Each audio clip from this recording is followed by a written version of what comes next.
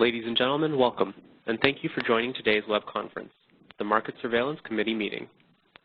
With that, I'll turn the call over to Dr. Benjamin Hobbs, Chair of the Market Surveillance Committee. Please go ahead. Okay, thank you, Operator. This is Ben Hobbs, and I'd like to thank Shami for setting this up, and Jim Bushnell and Scott Harvey for, as always, coming. And we've got a nicely full room today, and I'm sure there are people on the lines. I anticipate a lot of discussion because these are all extremely important topics that there's been a lot of interest in. But before we go to those, as usual, I'll ask if there's any public comment, preferably on issues that are not already on the agenda. First of all, in the room, is there anybody who'd like to make a statement or ask a question? And there's nobody in the room who's raised their hand or an eyebrow. Operator, is there anybody who would, who's queued up or anybody who would like to make a comment or question this time on the phone lines? Once again, ladies and gentlemen on the phone, to ask a question, please dial #2 into your telephone keypad. At this time, there seem to be no questions. Okay, thank you. All right, we'll go on the next agenda item, which is the approval of the general session minutes from June 7th. I'll entertain a motion to approve. I move to approve. Second. Okay, any discussion or corrections? No. Since there's none, I don't have anything either, so I'll take the vote. Dr. Harvey? Yes. Dr. Bushnell? Yes. And I vote yes, so the minutes have been adopted unanimously. So we'll get right to our first major agenda session, a topic which is on system market power. And we'll have 3 presentations, first one by Perry Video of the ISO staff, followed by presentations by 2 of the MSC members, Dr. Harvey and Dr. Bushnell. And, of course, we'll have a lot of discussion. We will try to end pretty sharply on noon because we have important topics after lunch, and we don't want to squeeze those too much, given our desire to get everybody to their airport, et cetera, at 4 p.m. So, Perry, thank you for preparing this. But as a reminder of where this is going, there will be likely a board consideration of not a specific proposal, but rather whether the governing board, whether the ISO should be developing a proposal to deal with system market power. And that decision would likely be made by the governing board come this November, and we would be preparing an opinion prior to that on a possible ISO proposal, which is affectionately known as the straw dog or straw gerbil proposal, which will be forthcoming in September or October, and there may be other proposals as well, and so we anticipate a lot of very interesting discussion. So, Perry. Yes. Hi. Yeah, Michelle Quito from the CPUC.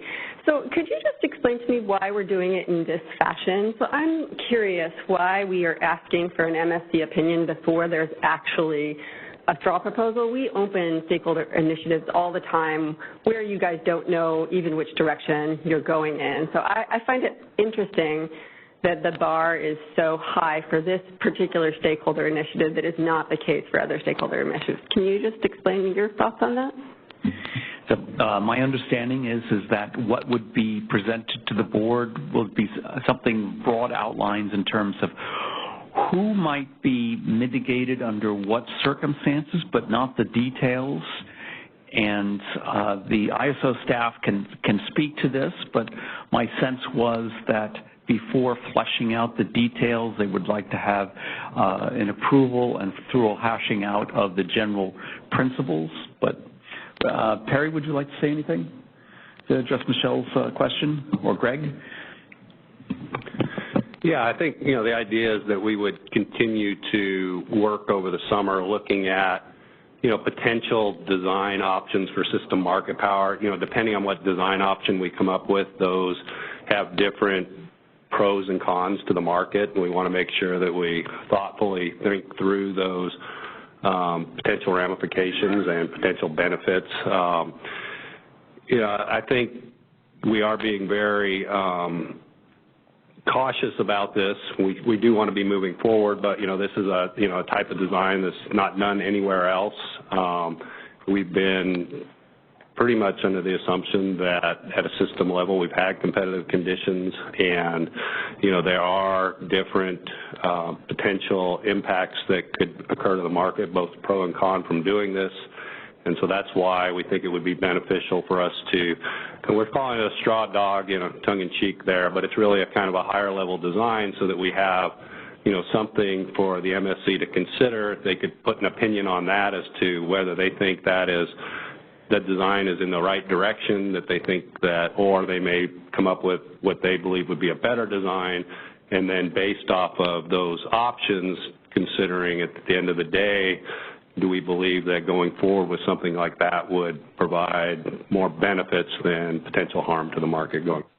Yeah, and I'd just like to address that. So my concern is that we're going to go to the board with a design that's prematurely designed, and they're going to say don't do any further action, and I think that that is a mistake.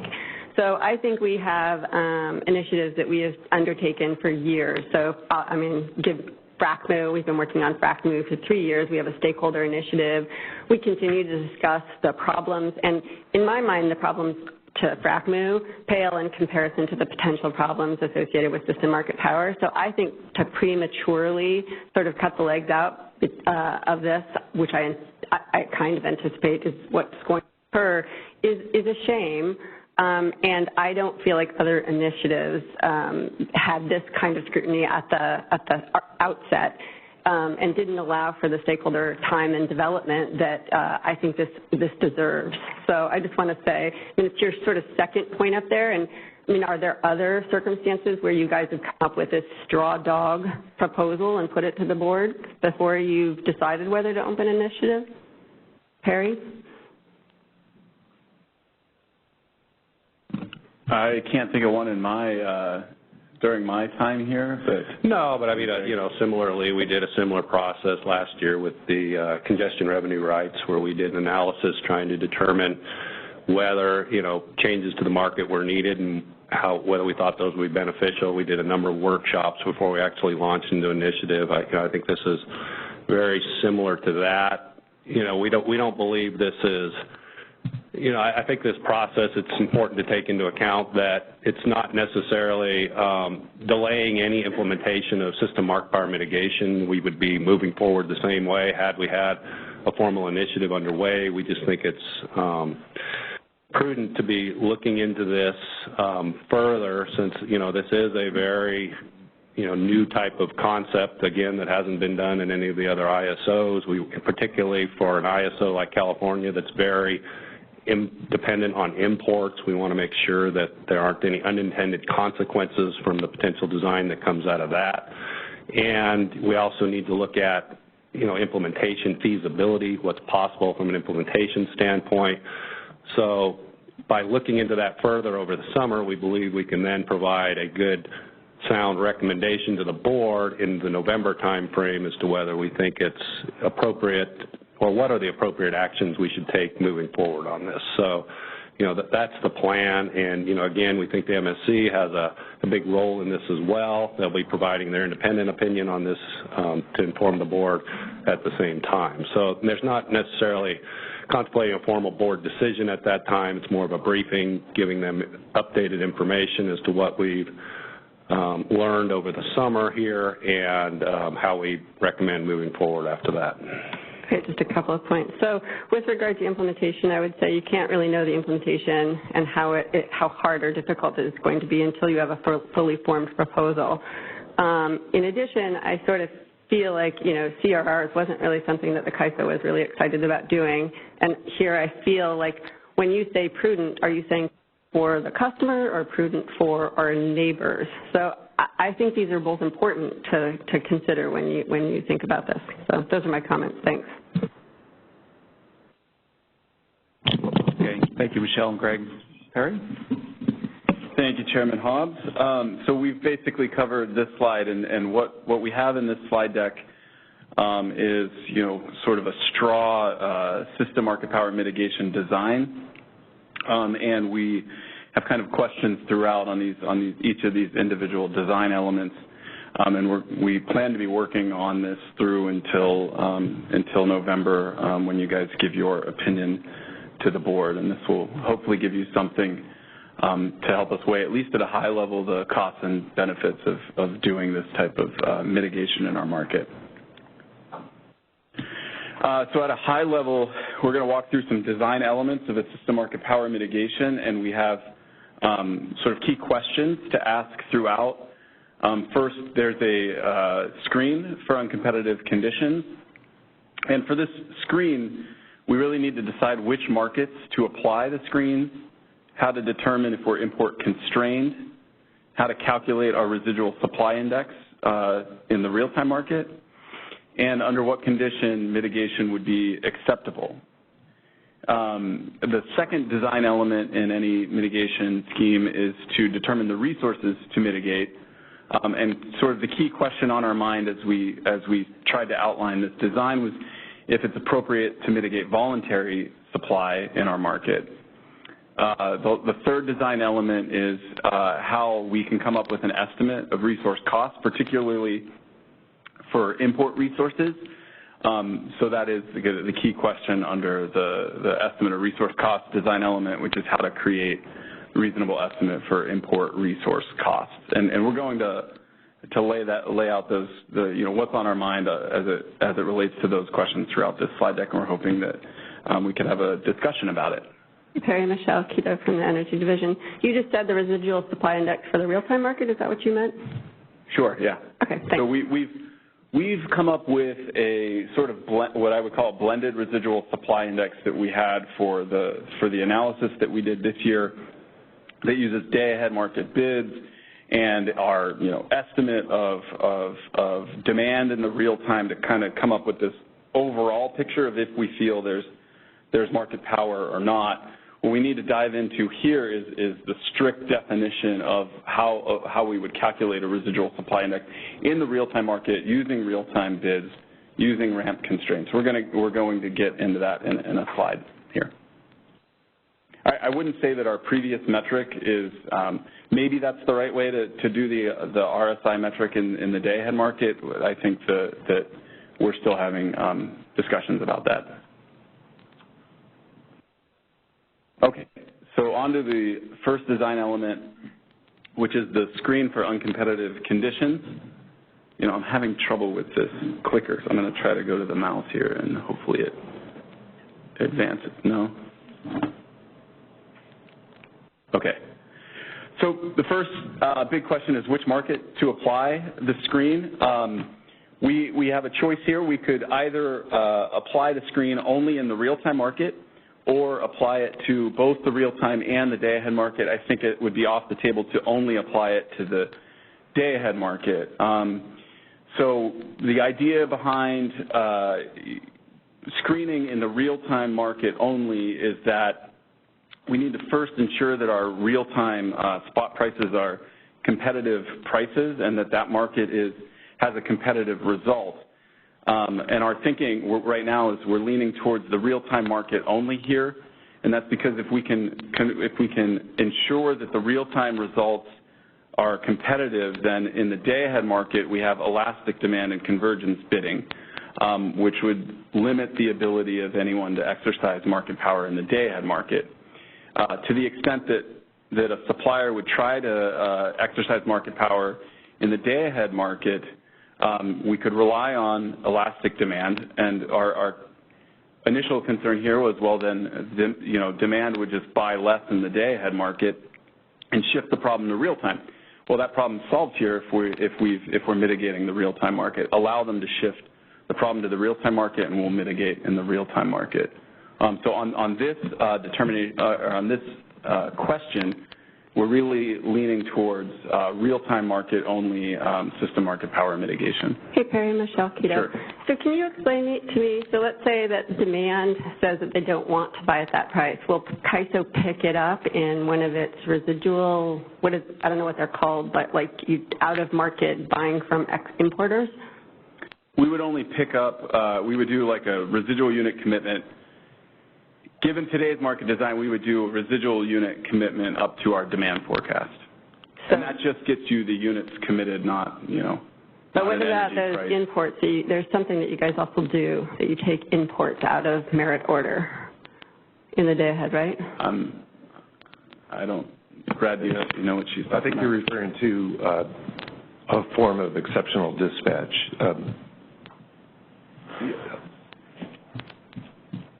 Does the CAISO do that in day ahead, exceptional dispatch of imports?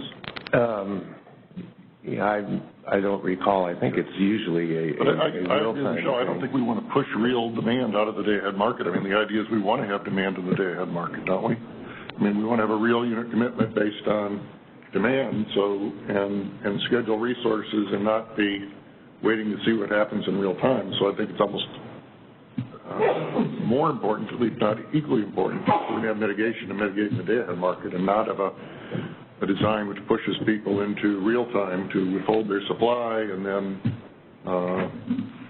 have a real time and not have units committed, or have RUC, where the RUC, in the current design, RUC bids don't get paid to schedule gas. And of course, then 2 hours from now we're going to talk about other designs for day-ahead markets. So I'm not sure how we could do those if we're shifting all the demand out of the day-ahead market into real time. Yeah, maybe I should. And virtual supply, it is a limit on what happens, but it's risky, especially if people have market power, to put in virtual supply bids day ahead to be the main line of defense against the excess. It's okay to have that as a backup, but that seems a risky strategy to totally rely on virtually supply and the effectiveness of mitigation in real time to be the mechanism. If we're going to mitigate and we thought we really had a problem, I think we need to do it in the day-ahead market, which is what everybody else does. In my opinion, if you have the same set of options available in real time as day ahead in terms of commitment and what demand can do and so forth, then you could just mitigate one and depend on virtuals to propagate that competitiveness. But given long start units, and as you pointed out, Scott, you need to contract for gas, perhaps more flexibility in the demand side day ahead than in real time. It seems to me we have a lot less elasticity in the real time market, and so there could be market power exercised day ahead even if the real time market is competitive. So at least I have that concern. But don't we also have the issue that the imports don't bring the bidding obligation into the real time? So you have them in the day ahead, but you don't have them in the real time, right?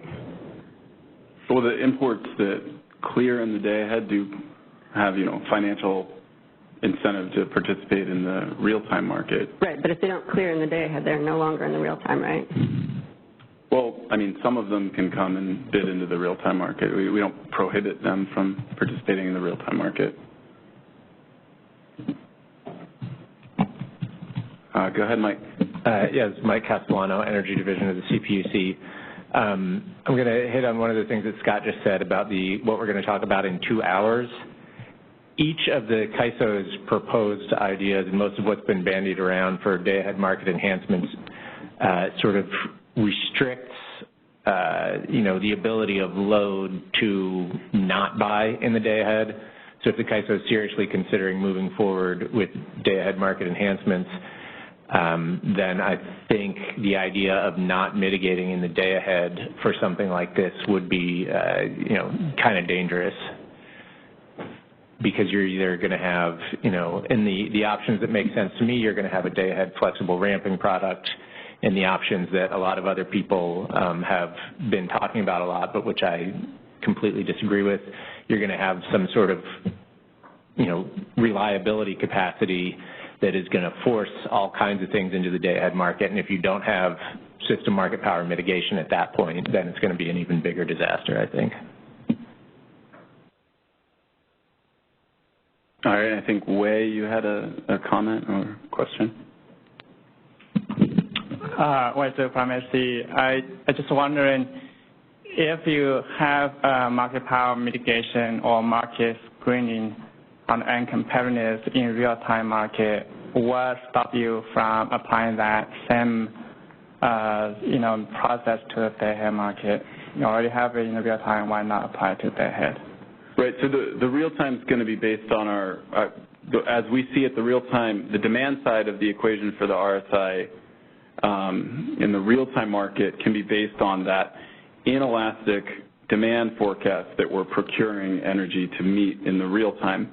In the day-ahead, it's not necessarily that. You have a market where buyers are bidding and economically bidding into the market, so the line's not as clear. We could consider doing something along the lines of what we did with our RSI, which is just compare the amount of supply bids to our day-ahead demand forecast, but that would be a different test than what we would, normally you're considering demand's participation in the market whenever you're trying to evaluate if someone has the opportunity to exercise market power. So that gets a little bit fuzzy. Yeah, but I think from policy perspective, the CAISO has to ensure the rates are just and reasonable. From that perspective, the rates will also include the day-ahead market rates. I'm not sure if you have any empirical evidence that if real-time market results are competitive, can you rely on bidding demand and conversion bids to ensure day-ahead rates are also just and reasonable? Yeah, I'm not sure if you have any evidence doing that. Yeah, so the point of if we would commit to meet our demand forecast, I think, is valid, but I don't think anyone's argued that having elastic demand participation would mean that you would still need to test for some market power. Usually we're testing for market power in the instance where we're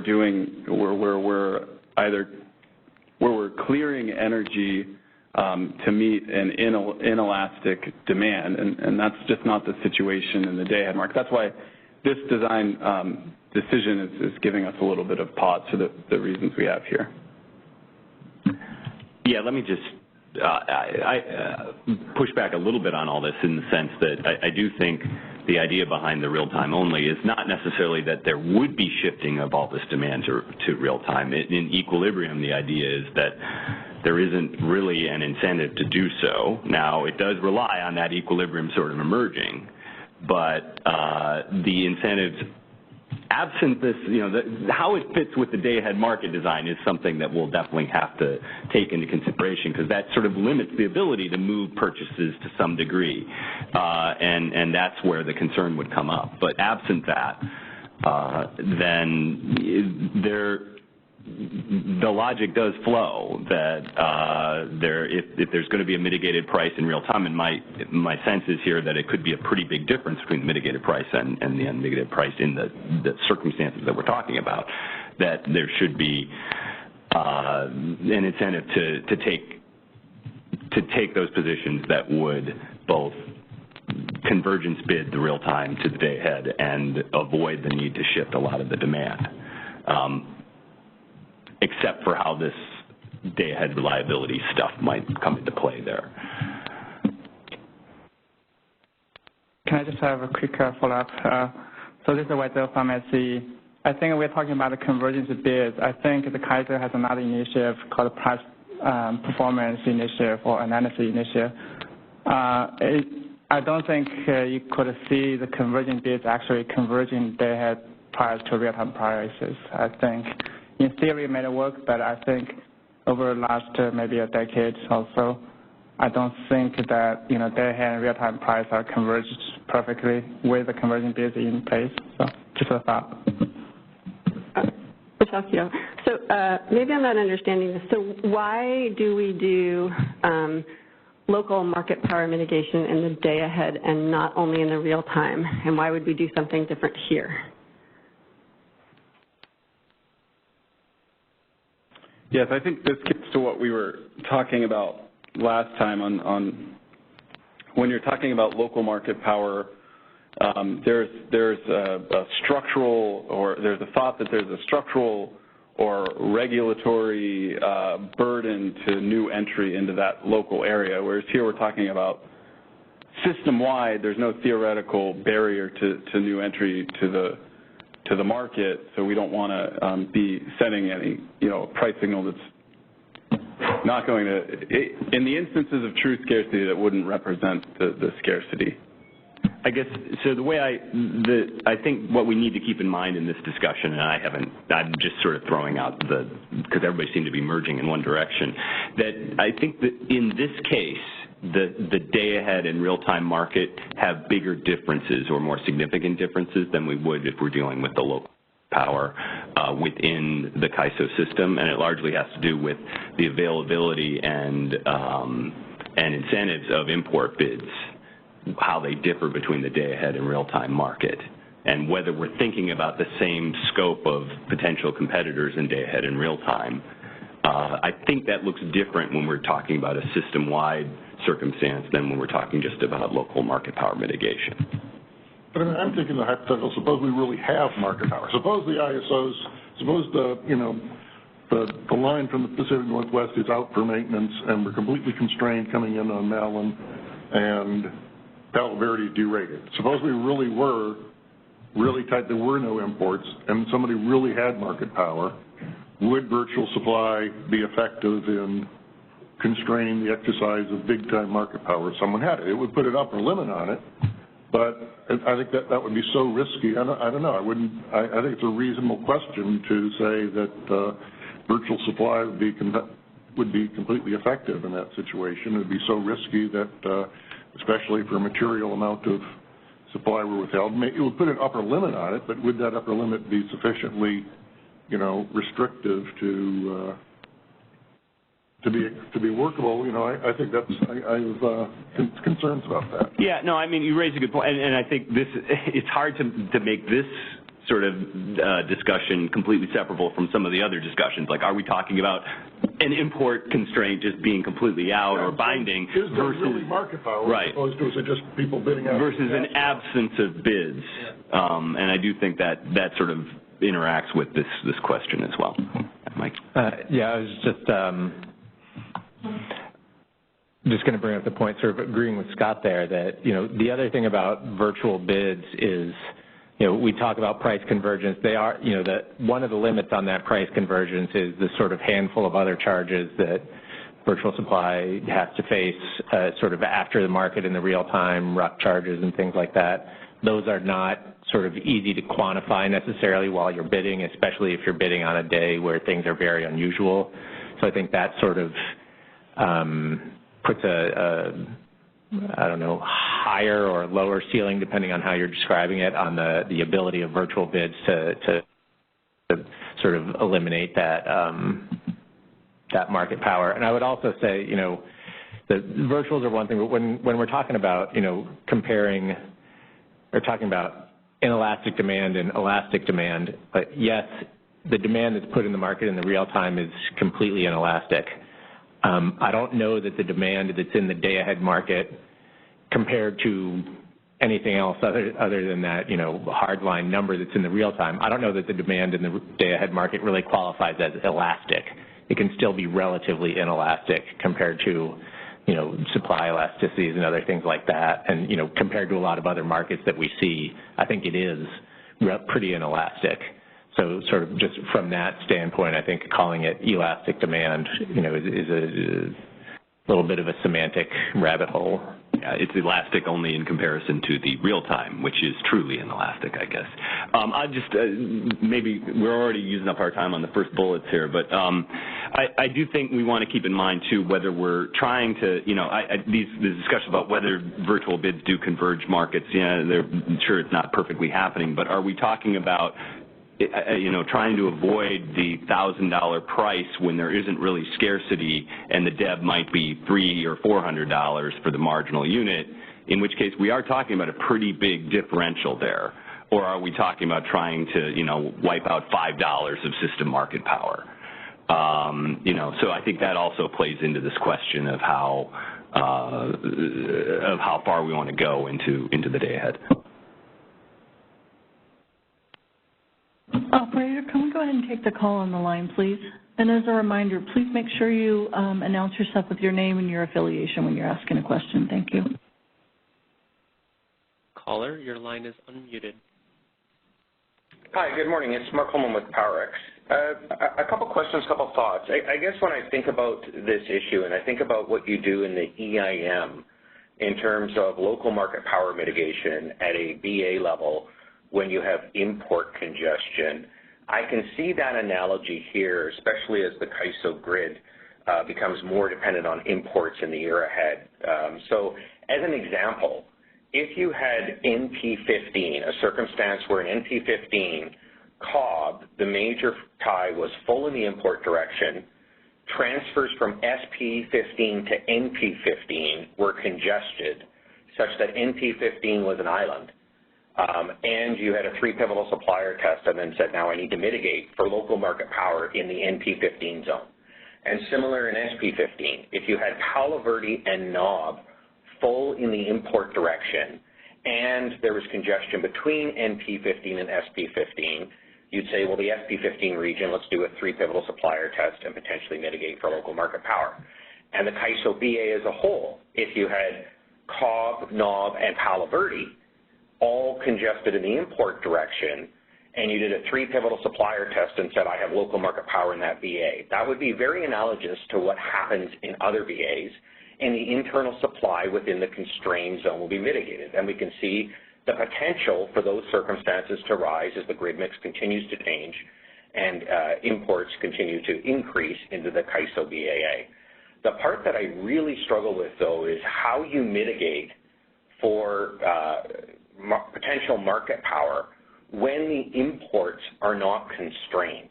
And I think there's numerous problems with that. I think, number one, any RSI calculation is making some assumption, either using just the bid-in supply, not realizing there's additional supply out there that could be bid in, given the price signals in the CAISO relative to the price signals outside. And it's really unprecedented and I think highly problematic. I'm really looking forward to Dr. Harvey's analysis, because some of what Dr. Harvey's put out, we have one additional analysis that we've done, and I think there's a gap in understanding of what is happening on these hours. We looked at those critical hours, and we compared the 16-hour price in NP15 and SP15 on those very days to the prices of 16-hour energy that's trading at Mid-C and at Palo Verde, and we found them highly consistent across those days, which means California prices during those hours, when you look at it across a 16-hour block and the trade-offs that external suppliers need to make between selling a 16-hour block at Mid-C or at Palo Verde versus selling to the Cal ISO, those prices are in alignment. And if you mitigate, and I don't even know how you would mitigate import supply, but if you mitigate, you're actually going to push your prices below, and all you're going to do is reduce imports. So I understand the concern, and I understand the concept of mitigation when you're in a constrained zone, but I think it's going to be really highly problematic to be mitigating when your imports are constrained, what assumptions you're making. The final point I would make is that mitigating imports, how would you do that for SPP or the ASO, where they already have an organized market? And what are you going to do to regionalization efforts if you're now saying, if you're either in the CAISO through the intertie bidding framework or in an EDAM, your offer prices in the Northwest and the Southwest might be overridden and mitigated to a formulated price and dispatched anyways for the benefit of California. And I think that's really raises a big governance issue. I think it really sets incentives around regional markets in the West. I think we all would agree that having one Western regional market day ahead in real time is what we all want to see happen. But I think this effort of mitigating import supply could really send a chilling effect on that. Thanks. So I'm wondering, this is going to be addressed in some slides a little bit later, whether we should defer this discussion. This slide is really about real-time versus day-ahead. But unless somebody wants to comment on the topic on this slide, Mark, I'd like to. We do have slides on that particular question coming up, Mark. One thing, Mark, I'm glad you did that analysis about the external prices, and I hope you put it in your comments. I intended to do that, but ran way out of time. So I think that'd be very informative if you put it in your comments so we can look at it. Yeah, we'll do that analysis and we will put that in our comments because we think it is highly consistent with external prices. And a lot of the points you hit, Dr. Harvey, are bang on.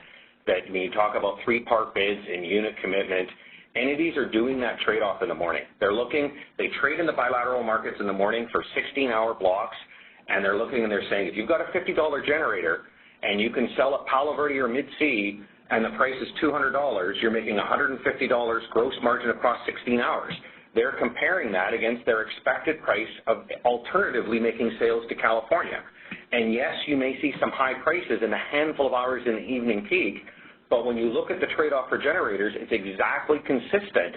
Some days California's a little bit higher, some days California's a little bit lower, but we're finding that it really tracks quite well that the prices we're seeing in the California ISO BA in the day-ahead market are consistent with prevailing prices across the West and efficient market outcomes of generators making rational decisions between the different markets. If there's a quick comment, Michelle, on this point, otherwise I'd like to hold it off until we get to this for an extensive discussion till we get to the slides that are about mitigating imports. Yeah, I do want to say, I just want to say, first of all, there is a difference between mitigating RA imports and mitigating non-RA imports. And I'd also like to say that if you bid at $1,000 for RA, one, you never get picked up. Two, it is kind of a form of withholding, right? Because essentially you don't get taken, and you don't get picked up in the day-ahead market or in the real-time market. And also, I mean, I'm having trouble coming up with an opportunity cost of $1,000. So, you have to have $40 gas prices, which only occurred in Southern California, and you have to have a 25,000 heat rate. So you have to have a very, very, very inefficient unit. So I get it that you're saying the opportunity cost is to sell to California, but I don't think you can come up with an opportunity cost that's, external to the BA. Thanks. He was talking about a 16-hour block, as opposed to a couple hours at 1,000. Right, so you pull the prices from SP to other places. That's not totally surprising. Whether it makes sense because, well, anyway, that's another issue. Okay, thanks. Good. I'll take questions on this slide. Go ahead, Carrie. This is Carrie Bentley with the Western Power Trading Forum. I was wondering if there was some sort of threshold test that the MSC saw that would even be needed to mitigate in either market. So maybe if you saw in competitive conditions, 1% of the time, 5% of the time, is there any kind of research on when you even start to apply the screen? Because to me, it's not worth it if it's only a few hours a year. And again, I wasn't sure, maybe Scott, you go into this, but I thought we only looked at the day ahead. I wasn't sure whether the CAISO produced data for a number of hours in real time. Well, I think we can defer that discussion, but I think the argument being made by some stakeholders is that even if we haven't seen it yet, we will be seeing it in the future, and they want to have the structure in place. So I do think, that your question falls under sort of the rubric of what should be the trigger, but I think we can have a discussion about what we know so far about these different triggers and what we've seen so far in the market. Sorry, I'm going to make one last point. I'm not saying that there necessarily has to be a structure, but I think that this is worthy of further consideration and thought. That is my main point. Whether we could get a workable solution through FERC, who knows, but is it worth trying to continue to study this? Yeah, I think it's really incredibly important. So thanks. Right, okay, yeah, I have the note on, from what I gather here, for the kind of a threshold question here would be how elastic really is the demand in the day-ahead market, and if there's any type of out-of-market action, are we actually allowing that market to achieve its competitive price? So I'd like to move on to another aspect of screens for uncompetitive conditions. If this clicker works, this is, okay, it went, okay. Big delay. Okay, so moving forward in this presentation, just to focus this discussion, we'd like to focus on if we were to apply the system market power mitigation to the real-time market only, this gives us, I think, a good structure for the general form of the discussion. And the general framework that we follow in local market power is that there first must be some kind of constraint limiting the flow of power into an area, some kind of binding constraint. And then we test for demand and supply counterflow from non-pivotal suppliers. So if we extend that similar concept to the system level, we would first check if there's something physically limiting the flow of power into the CAISO area, and then we would check if demand and supply of power check the demand and supply of power from non-pivotal suppliers. This would also mirror what Mark was talking about and how we treat the other balancing authority areas in the EIM footprint. So the question here is how to, I think, and I'll get to it on the next slide, is how we would first test to see if we're import constrained, and this flow diagram just follows. If you're import constrained, then you test RSI. If your RSI fails, then you mitigate. And then that will open up the last set of questions in the slide about which resources to mitigate and what to mitigate them to. I saw a hand. Mike, did you have a comment on this, or? But just on your statement that, I mean, especially for real time, that there has to be a physical constraint to imports. He said physical. Mike said, I said physical. I meant there could be another barrier to power flowing into California's balancing authority area. I got that on the next slide. Okay, because the situation Mark Holman described is precisely what can cause, especially real-time import. I thought that isn't what I heard Mark describe. I thought he described as that there was no barrier. No, Mark described a situation in which the imports are all basically sold to other areas in day ahead. No, I think he was saying that you're selling in a 16-hour block and the prices are economic there, and then when you're looking at selling it 1 hour on peak, it's very expensive. Right. And in that case, there are no imports available for the ISO in real time. They're not available at a low price because it's very expensive to supply it. Right, but they've already been, I thought what he was describing was they've already been sold, mostly sold in day ahead, but there's for nothing, the 16-hour block. There's nothing preventing that then being resold into the day ahead market by whoever bought it in the 16-hour blocks, is there? Depends on who bought it. I mean, if it's being bought by somebody else to serve their native load, then presumably it's not going to get resold back to California. It just seems to me like there's tight supply, and the next most expensive unit's going to have to meet it. Right, but that also seems like then you could be exercising system market power inside the ISO BAA if there's tight supply everywhere else. Something that we kind of talked through on a later slide, it kind of cuts to this, but I think the scenario you're describing is one where we have perhaps a lack of bids at our ties. And I think what we'll get into later is what is that indicative of. I either first assume that WEC as a whole is competitive or WEC as a whole is not competitive. If I come from a place of rooting my thought and WEC as a whole is competitive, then if it's coming from a voluntary supplier at the tie, that would seem to me to be a competitive offer. But I have a slide on that, and I'd like to get to it. That was just a preview. Partha, do you have something on this slide? Yeah, it is on this slide. At least I think you kind of addressed that point. It seems like the whole basis for starting a discussion on system market power is sort of saying, well, we assumed before that in local areas absent local market power, the system would be competitive. And now it seems like we're going, well, absent constraints coming into California, now the system can be competitive. At least it seems like it's sort of setting up the idea of, well, what's your next test for whether or not you really have a competitive framework if you actually remove that, if you don't have a constraint for imports into California. And so at least I was wondering sort of what your thoughts were around sort of how you might look into that, sort of empirically how you'd actually sort of analyze that if you're actually going to have sort of further analysis on that. Yeah, let's save that for the later slide. I'm pretty sure a lot of people have comments on that. Go ahead, Wei.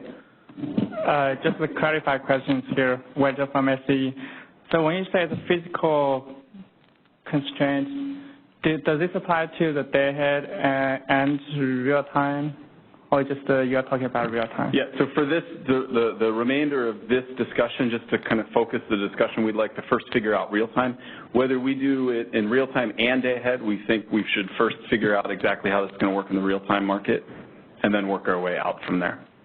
Okay, and also when you say the import constraints, are you talking about all CAISO interties are congested, or just any intertie is congested? So that's a good segue to the next slide, Wei.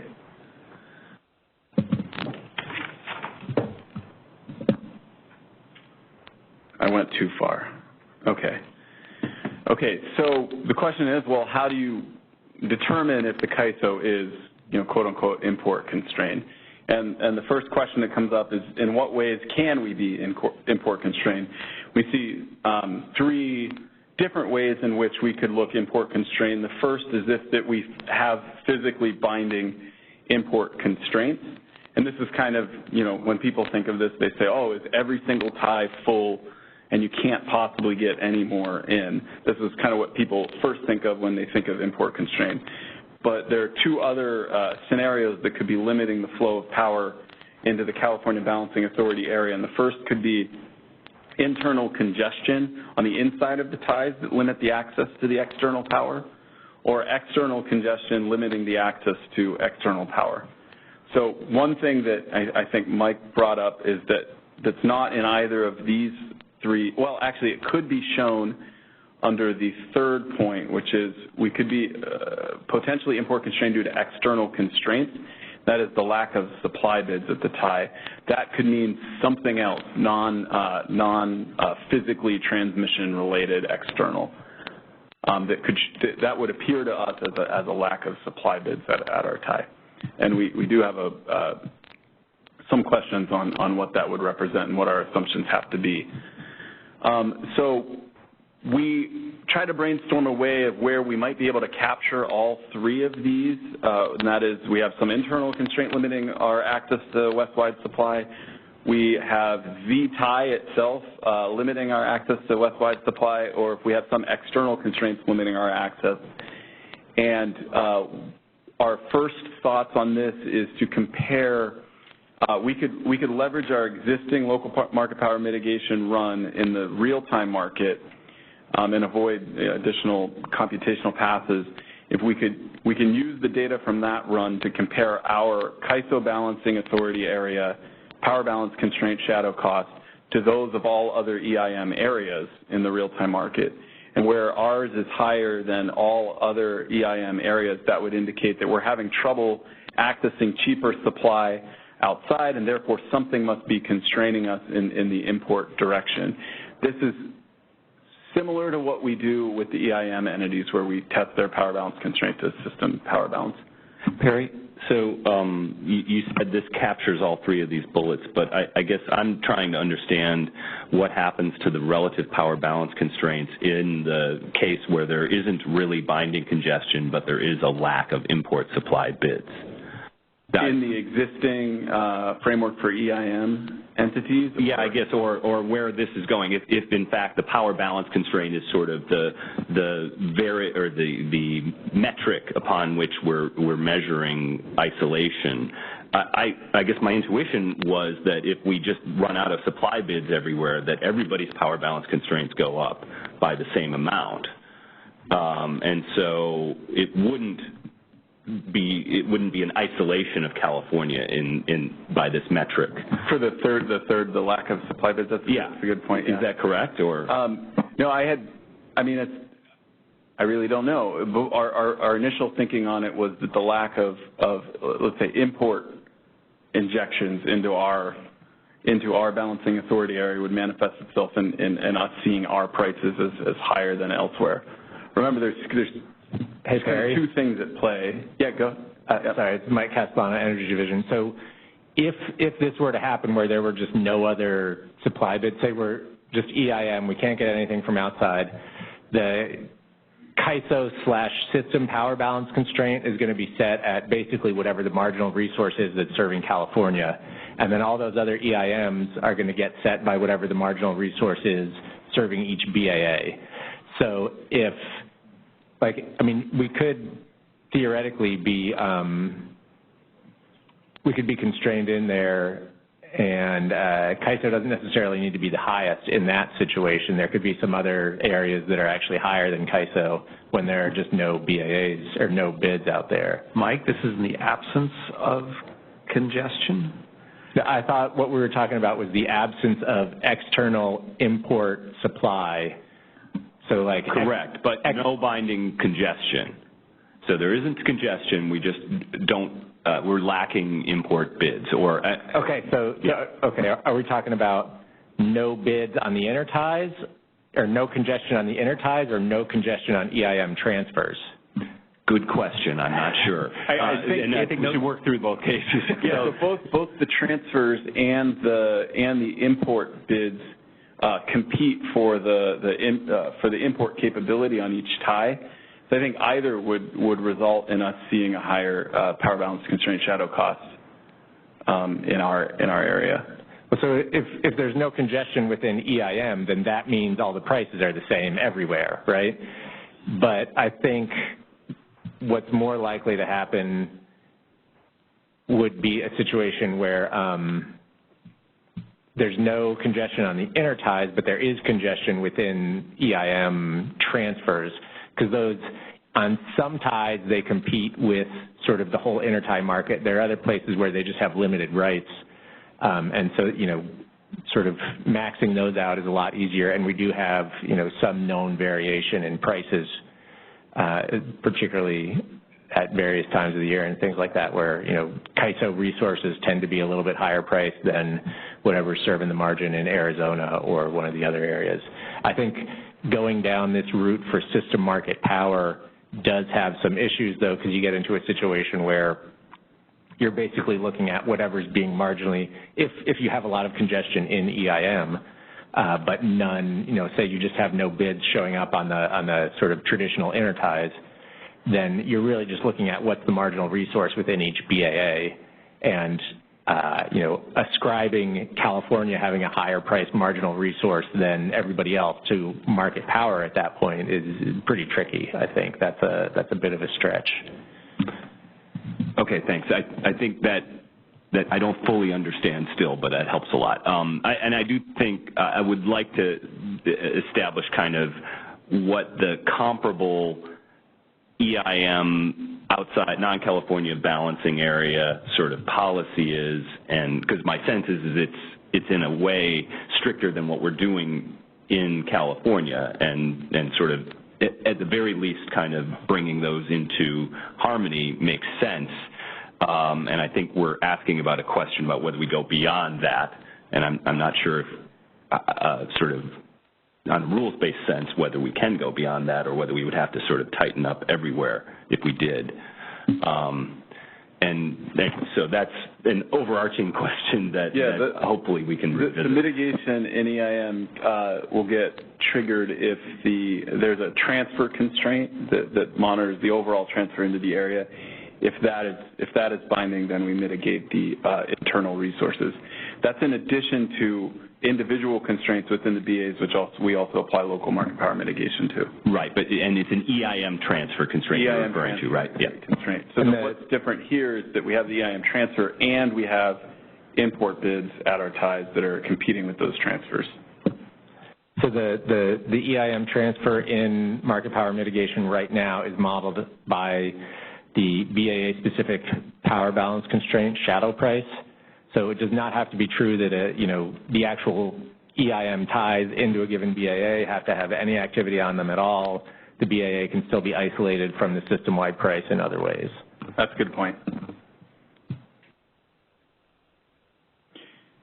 So our thought here, one way that we could leverage our existing software is to do a similar comparison for our balancing authority area that we do for other EIM balancing authority areas. And I know that, I think with Scott's presentation later, he had some ideas.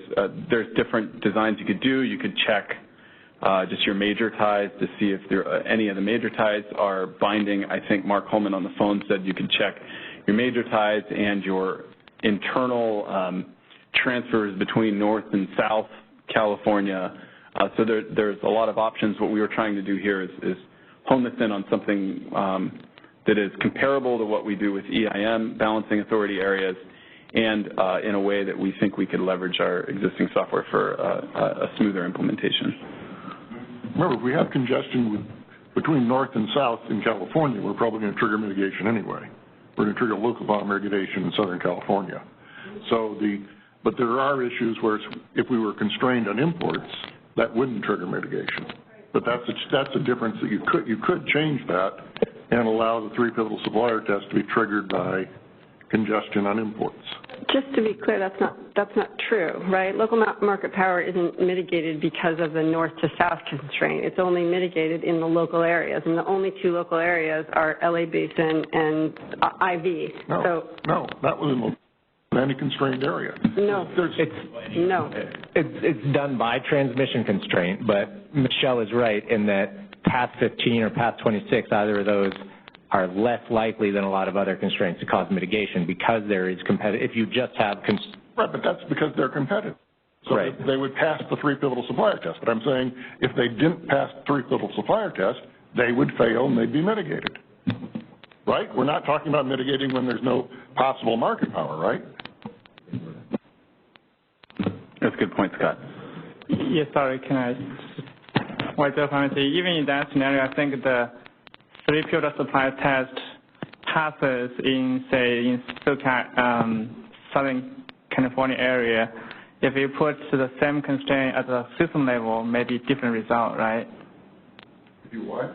So if you have path 26 congested, and we only test the supply within the Southern California area, so that test will be, the outcome of that test will be different if you test the entire California-wide. So we're talking about, but it would mitigate the area in which there's constraints. So we're talking, if we're saying there's constraints in imports into Southern California, I'm saying if it's a constraint between north and south, that would be trigger local market power mitigation if it failed the 3 pivotal supplier test. And the test would be applied to any resource that could provide counterflow on that non-competitive constraint.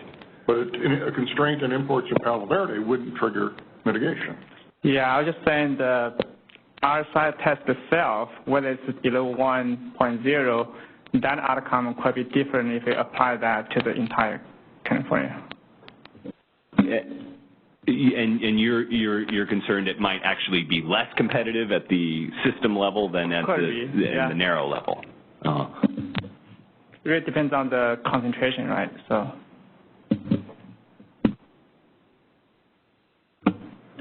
Anything on the phones, Chami? Nothing on the phones. Okay, so this was our first shot at how we would consider testing if we're import constrained if we determined that the design needs to include this threshold question of are you import constrained or not, which we're going to talk about in a later slide.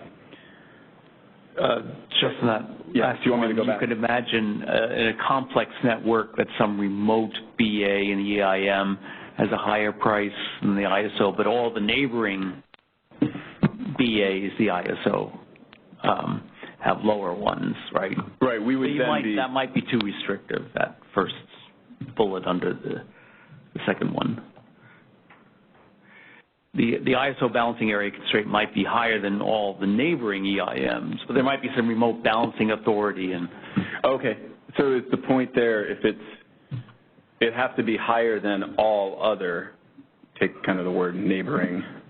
So, yeah, right. I'm not sure how to define neighboring. But yeah, anybody capable of sending power to California, it seems like. Yeah. But yeah, I think what Ben's talking about is that, say there's a bottleneck in between, and so. Yeah, I think. I mean, if there were cheaper power in a not immediate neighbor with some bottleneck.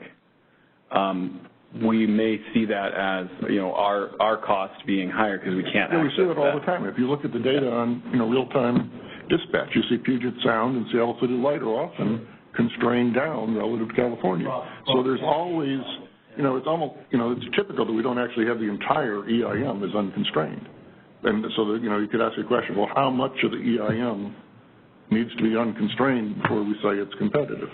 You know, you look and see that, okay, the price goes up in California, and it goes up in Nevada, it goes up in Arizona, but it doesn't go up in Puget Sound. Is that sufficiently competitive?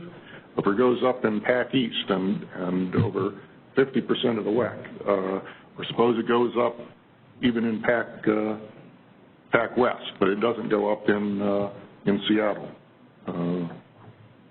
Yeah, okay, good example, Scott.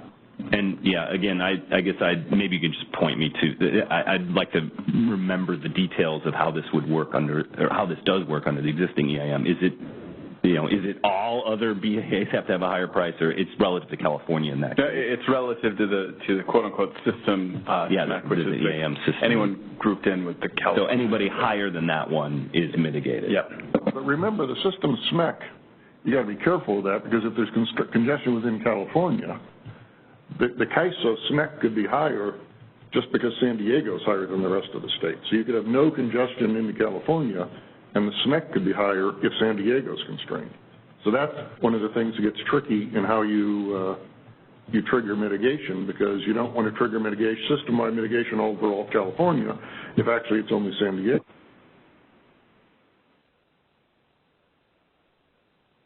Yeah, I think that's a good question. That's also what Mike was bringing up.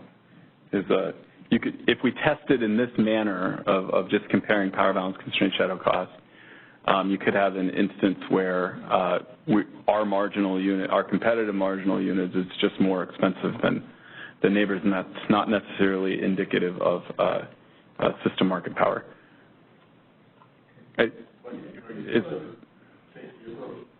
The approach that the three-fiddle supplier does, which actually applies mitigation at the place where the congestion component is higher relative to the other location, then you'd only see, all the high congestion components are in STG lab. So that's the only place we'd be applying market power to, as opposed to triggering it for the whole state if the SMP rose relative to some other area. All right, and then I think we had someone on the phone. Yes, we currently have one question in the queue. Mark? Thanks.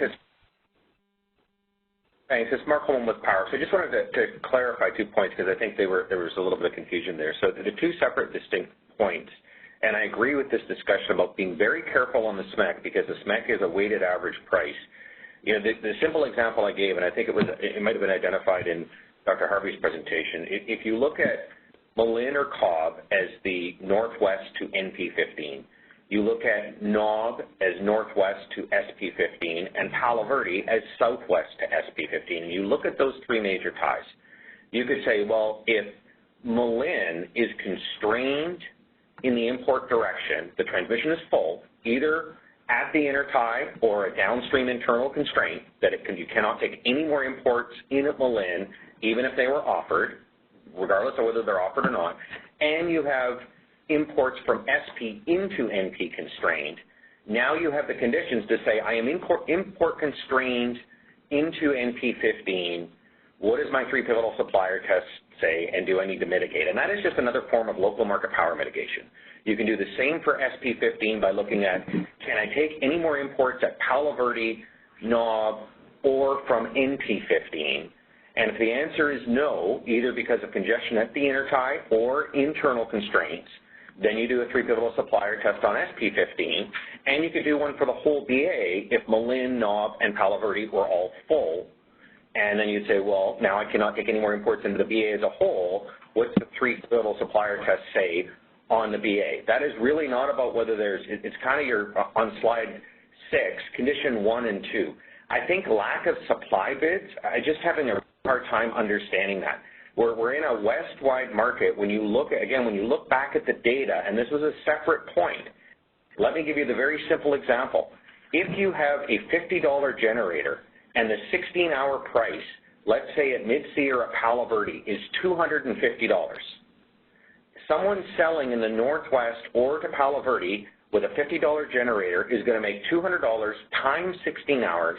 They're going to make $3,200. If the price in California is $50 for 14 hours of the day, and in only 2 hours it's $1,000, the CAISO is not competitive enough because that seller is only going to receive $2,000 across the 16-hour block compared to $3,200 selling outside. And what you'll see when you look at the actual data of the 16-hour opportunities is the market response. When California becomes a more attractive marketplace, you will see that sellers will arrive and begin to save their supply in the morning, not sell it in other markets, and sell it into California. And you'll see the California price converges quite well to the day-ahead 16-hour price when you look at a 16-hour block. And so I think saying a lack of supply bids, that's just a response to California prices or the expectation of California prices relative to other markets. And I think there's an argument to be made here for local market power mitigation in the future when we start seeing the conditions of NP or SP becoming constrained in the import direction and seeing a situation where it may not be competitive in certain hours, but we're not seeing that in the conditions today. The conditions today we're seeing is very much what Dr. Harvey's describing. It's responding to natural gas prices, and it's responding to the economics of a competitive west-wide wholesale market and the trade-offs of selling to California at the interties versus selling the supply outside. And I think those are very separate issues. Thanks. Okay, thanks, Mark. And I do want to have a chance to get to Dr. Harvey's presentation, so I'm going to ask if Perry can go on, and we'll switch to Dr. Harvey at 20 after and no later. If it's very quick. Very quick, yes. Just on some of the examples we were talking about before, I was just reminded that market power mitigation does not use the same SMEC as the market run. They use the SMEC at... I agree, but that's why I was saying we shouldn't throw these references around about the SMEC. We have to use... No, but your example about SDG&E raising SMEC wouldn't actually happen in the market power mitigation run, I don't think. It would raise SMEC, but it wouldn't raise the reference bus used for market power mitigation. Right, so SMEC for market power mitigation would not go up. Okay, that's a good point. Thanks. So then let's, following that chart from one of the first slides is we determine that we are import constrained, and then we move into a residual supply index or, pivotal supplier test. Our thoughts here are to calculate that residual supply index for our balancing authority area, removing the 3 pivotal suppliers. This would have a couple of components. There'd be non-pivotal internal supply, non-pivotal import supply, and then we compare that to the real-time market demand forecast, the same forecast used to clear the supply. The non-pivotal internal supply is exactly what you would think. That'd be the sum of the supply offers from non-pivotal suppliers at each internal generator, limited by the Pmax and ramp rate of that generator. We would make sure that the bid stack that we see as competing is properly limited by the Pmax and the ramp rate of the generator. Non-pivotal import supply has a similar type of limiting constraint. We would look at the sum of the supply offers from non-pivotal suppliers offered at each import location, limited by the transfer capability at that import location. So this would mean if we had some supplier just offering 40,000 megawatts at one tie, we would limit the non-pivotal supply to the actual capability that we could import at that tie location. So we'd limit it down to, say, 4,000 at some of our ties. You sum all of those up, and then you compare those to the demand to calculate the residual supply index. One thing that's not on this slide is where the EIM transfers fall into this, and we believe it's another component of this non-pivotal import supply. The transfers compete with our import offers at each of these intertie locations. We believe that the transfers would be considered the EIM transfers would be considered non-pivotal import supply added into that component here. These were the thoughts on how to do an RSI in the real-time market. Wei, you had a question here. Yeah, just wondering for local market power mitigation, I believe you consider the ramp rates like how, not Pmax, but I'm not sure if your proposal here or what you're thinking is also going to apply the ramp rate, right? Yeah, we would consider the ramp rate for the internal supply. Carrie? Carrie Bentley with Western Power Trading Forum. I was just wondering if this is an incremental look or whether you're just redoing the entire real-time market. So is it real-time demand compared to all supply, or is it incremental to day ahead? I think that it would be for all of supply being offered in the real-time market.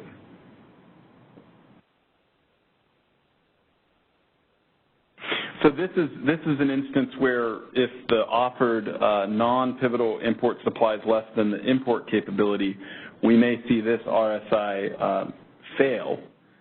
And that kind of gets to what I'm going to talk about on the next slide of this lack of supply bids at the tie. If I can get this stupid. I want to follow up one question on the EIM for you to think about is, you know, the EIM isn't just when you look at what we cleared, that's one amount. But then if you say what was the supply that was available from the EIM, that's the additional capacity that could have been dispatched. And it wasn't dispatched because the price wasn't high enough. So if we get into the EIM, it seems to me it's a little more complicated because you're looking at what was the supply that was available as EIM transfers, not the amount that we actually took. And in addition, since we have a flexible capacity requirement, but it gets relaxed as the price goes up, we have to think about how much of the additional supply that would have been available by relaxing the constraint. Like when California goes to $1,000, we pull in a lot of supply from other places, using up some of the flexible capacity. So, you know, when this EIM calculation is going to be a little more complicated than just looking at the amount that cleared.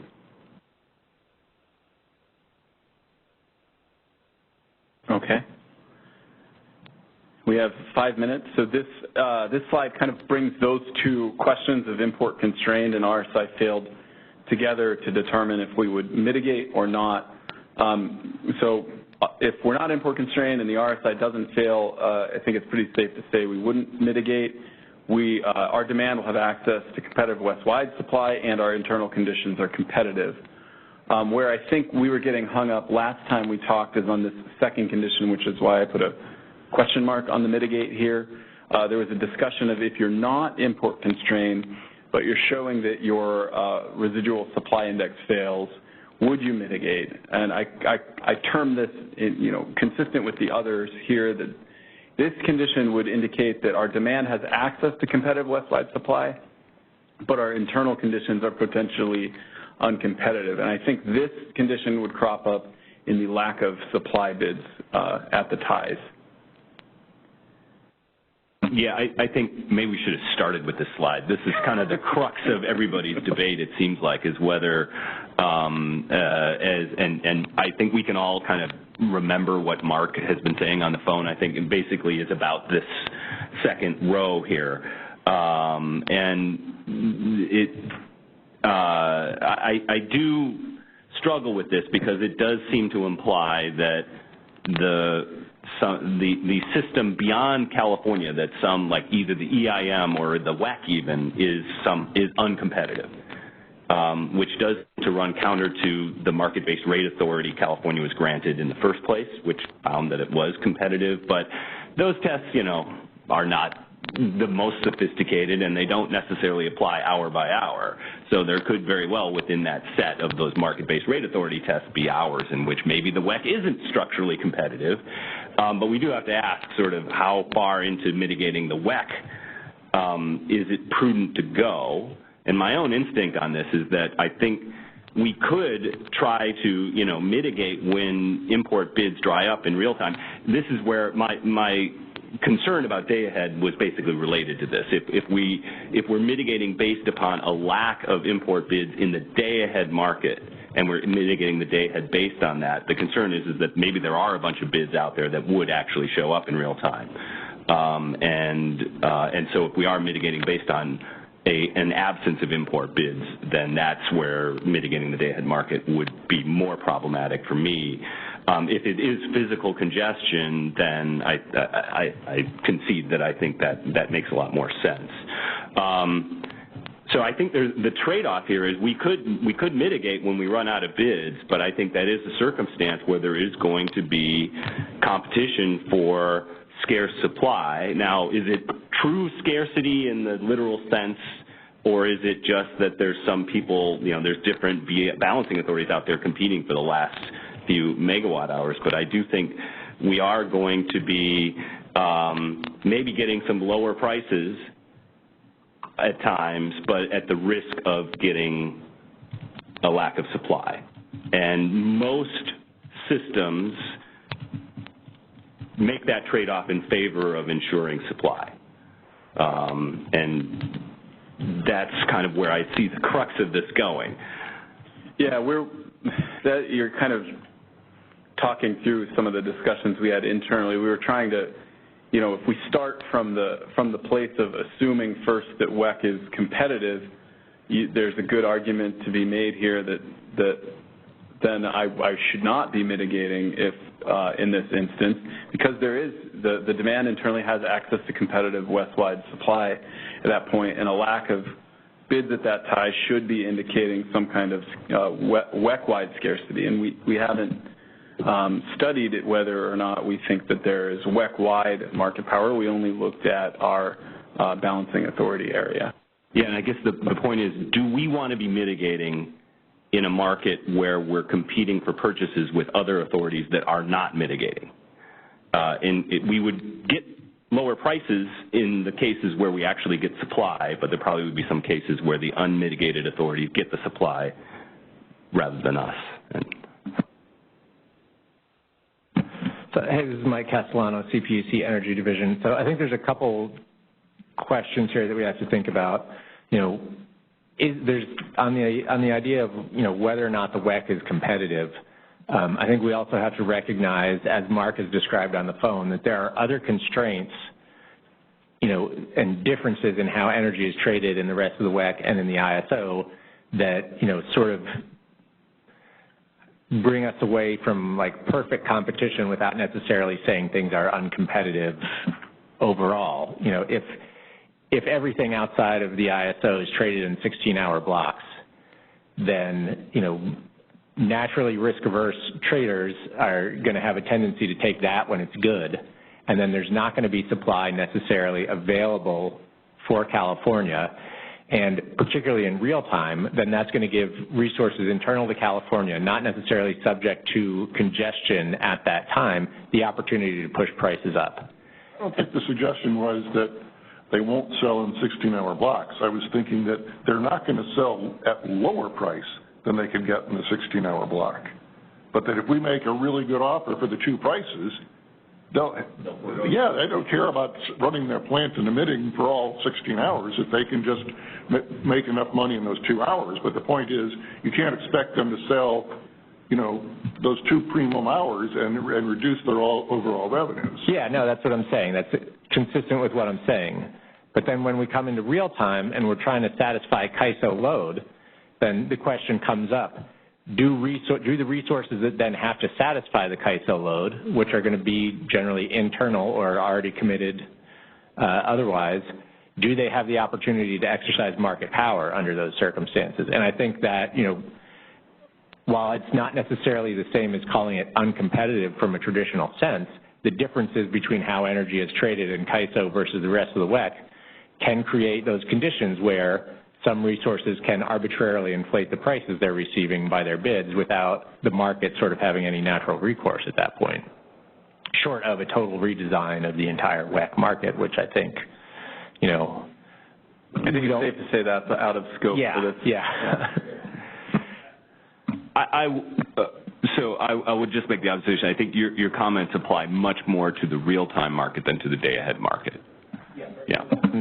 For that one, I'm basically looking at the real time, which is, Perry said that, I know we haven't really been focusing on the real time, but at least for that, I think that's a very, important way to approach it.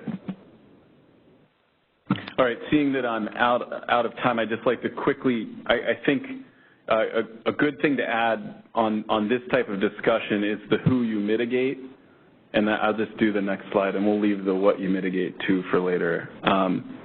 But the who you mitigate, piece. Okay. The way we looked at it, we could mitigate all resource offers. We could mitigate our internal resource offers to make sure that if we're going to go to export supply, we're going to potentially get it at a competitive external price. Or we can mitigate what seems to us to be the better option here is to mitigate all resources that are obligated to bid into our market. So these would be internal resource with resource adequacy contracts, import resource with resource adequacy contracts. And then in this instance, we would not mitigate any resource that's voluntarily participating in the market. The thought here is that if these conditions are met and we see that our balancing authority is uncompetitive, we would mitigate everyone obligated to offer into our market to serve obligated to serve our demand, and only then would we go buy the next megawatt from the voluntary resources. The thought here is we start from a place of assuming that the WEC overall is competitive, and therefore that price that we get to, we will only get to that purchase. There's a purchase of that import supply if we did not have enough resources lined up to serve our demand. Perry Michelle Keogh from CPUC. How would that work with imports that don't clear the day ahead and then aren't in the real time? Right. So this would then hinge on which resources are obligated to offer into the real-time market. But import RA aren't obligated to bid into the real-time. Cleared import RA resources in the day-ahead market are obligated to offer into our real-time market. So my concern is that they bid in at 1,000 or possibly 2,000 if we change the bids, change the cap, and then they don't get picked up, and then there's no mitigation. Yeah, I mean, if they're not, the design here for the real-time market would be if they're not obligated to give us a bid and serve our demand in the real-time market, then the idea here is to not mitigate those resources. They didn't clear our market, so they have an opportunity now to go sell to another BA area. Prices had been high in the day-ahead market. Yeah. The idea is then they would have been subject to mitigation. So they offered at 1,000 day ahead, but the mitigation were triggered, then they might get mitigated to 500, and then they would have cleared. Because that's the premise, that we would mitigate them in the day-ahead market. So yeah, that's along the, we focused this presentation on trying to hammer out what would happen in the real-time market. But yeah, to your points earlier in the presentation, if we applied the mitigation to the day-ahead market, that would capture getting the import resource adequacy resources to a mitigated offer in the day-ahead market. Then that would mean that they would have to offer into the real-time where they could then be mitigated again.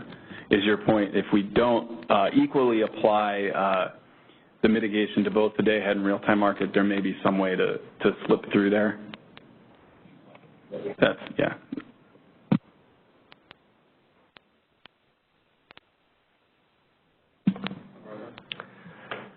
I was wondering, what were your thoughts? I understood the rationale a little bit on not mitigating imports, voluntary pursuit in the market. Is there a sort of a thought process you have on not mitigating internal non-RA resources?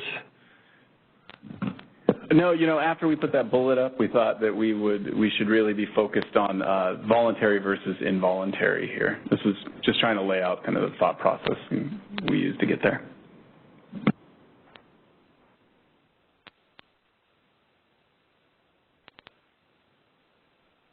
Okay, I've left no time for Scott, but we'll see if he can fit in his presentation at this point. Thanks, everyone.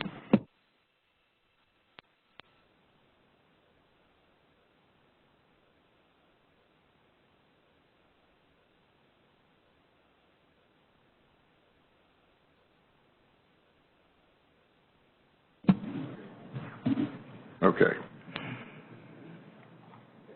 It's not working now. Okay.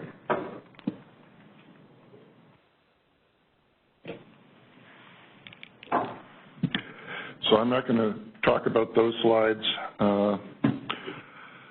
But I think, we had some discussion about the changes coming to California, and I think it's worth talking about a lot of those. A lot of those really seem to me to be changes that reduce concentration, but there's the possibility they'll reduce supply. If they reduce supply, we've got a problem.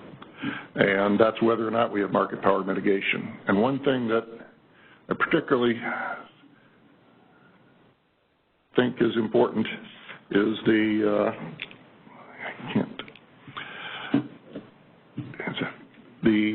treatment of imports, and we talked about this a little bit today, and Mark brought it up, but realize that our supply, if we're going to have RA resources outside California that are units that have commitment costs, they're a combined cycle that has to come online for some period of time and buy gas, our offer structure for external resources in the IFM is one-part bids. That isn't going to work. You can't even mitigate based on one-part bids. How can you mitigate a combined cycle that's got startup costs and minimum load costs based on one-part bid in 1 hour? That our current structure works for import bids that are just excess capacity of vertically integrated utilities outside California that want to sell in. But if we've got an actual California RA resource that's located in Nevada, like some of this hypothetical discussion, our offer strategy isn't going to work. Our current offer strategy, if we become our current model, if we're dependent on on even non-RA supply from outside, this fits in with what Mark was talking about. It doesn't really provide a framework for them to offer off a unit that they would have to commit in order to meet our supply, because they have to put in bids for hours that are cleared independently. And they might be willing to sell into California if we cleared them for 6 hours, but they don't know that we're going to clear them for 6 hours. They have to have the risk of, suppose they put in the bid and we only clear them for hour 18, and it's a combined cycle, it's got to run for a few hours. What's their offer price? So if we're going to go down this road, and there's nothing really it's broader than market power mitigation, but it's related to it, if we're going to have RA, real resources outside California that we're going to count on for RA that have to sell in, we're going to need to do something about the way the IFM models them. And if we're going to mitigate in the day-ahead market, we're also going to have to do something about the way we mitigate them. And that's just sort of aside from all the details, but it fits into our discussion because we're going to have to deal with it if we get into these changes. Okay. The big question here of market power mitigation is basically, of what's happened and the extent we need it. It's an empirical question. I want to have a disclaimer. The MSC doesn't have a lot of empirical resources. Guillermo's given me a lot of data, and the Department of Market Monitoring has given me a lot of data. We have a limited ability to analyze it, so this is more nothing is answers. It's just sort of digging into questions that we need to look at more and raising some of the issues. And I looked at 2 sets of hours to keep it manageable because we can't do a lot of analysis. So I looked at the hours where one or more of the lap prices was over $500, which Edison suggested concern with, and then looked at the DMM hours. And I looked at 3 basic questions. What did I do?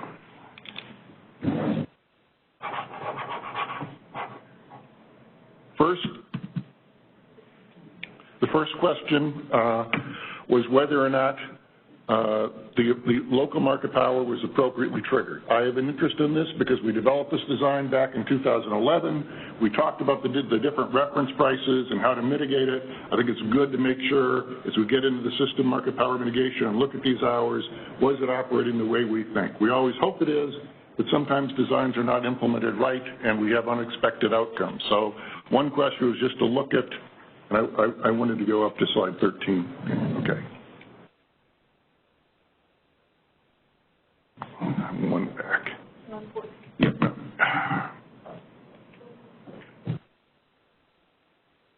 First, was mitigation appropriately triggered? Then look at the extent to which there was import constraints in these hours, and I can't do all of the analysis. It's just looking at sort of the congestion on the ties relative to California. There's more you could do at looking at the EIM and constraints getting to the ties. So again, this isn't the answer. This is just looking a little bit into the data and then looking a little bit at that question of, do we really see clear evidence that there was a problem with market power? What am I doing that's causing this to happen?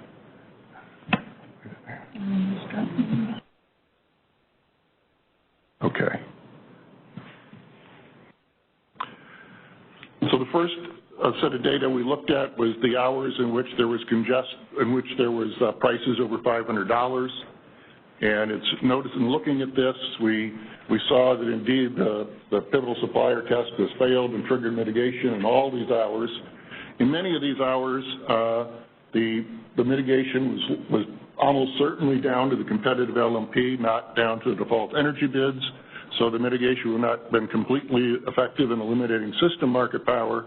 But as I noted here, in 5 of these hours, clearly the mitigation would have been down to the default energy bids because of the level of congestion between areas outside the lap with the high prices and the laps with the high prices. So the $500 prices in those hours in those laps would have been the result of the application of mitigation down to the default energy bid. So it seems to have operated as intended in those hours, and looking at the pattern of congestion on the ties and within, it seems like local market power was, at least in these hours, triggering as we intended.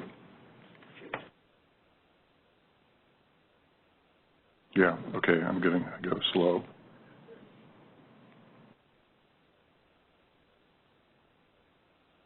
We also looked at the hours in which DMM analyzed and found that there was a difference between the clearing price calculated using the unmitigated bids and the mitigated bids of more than $20. Again, we could have looked at more than that, but a limited amount and actually I limited here to so I didn't have to ask for so much data from Guillermo to just the 25, so it was 16 hours actually.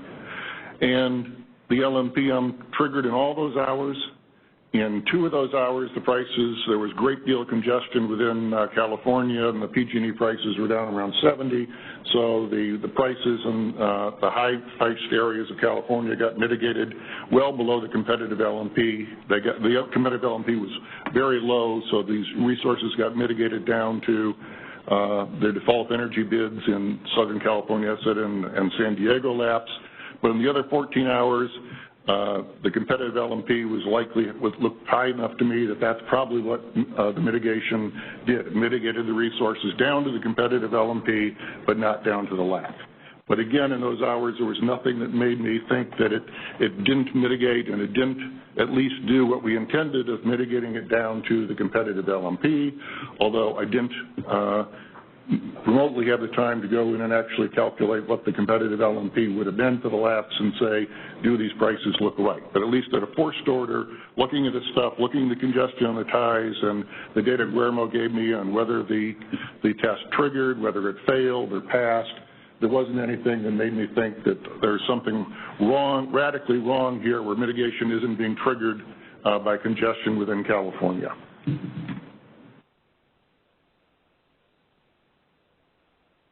Where should I be pointing it the best? Is the thing up there somewhere, or is it down here?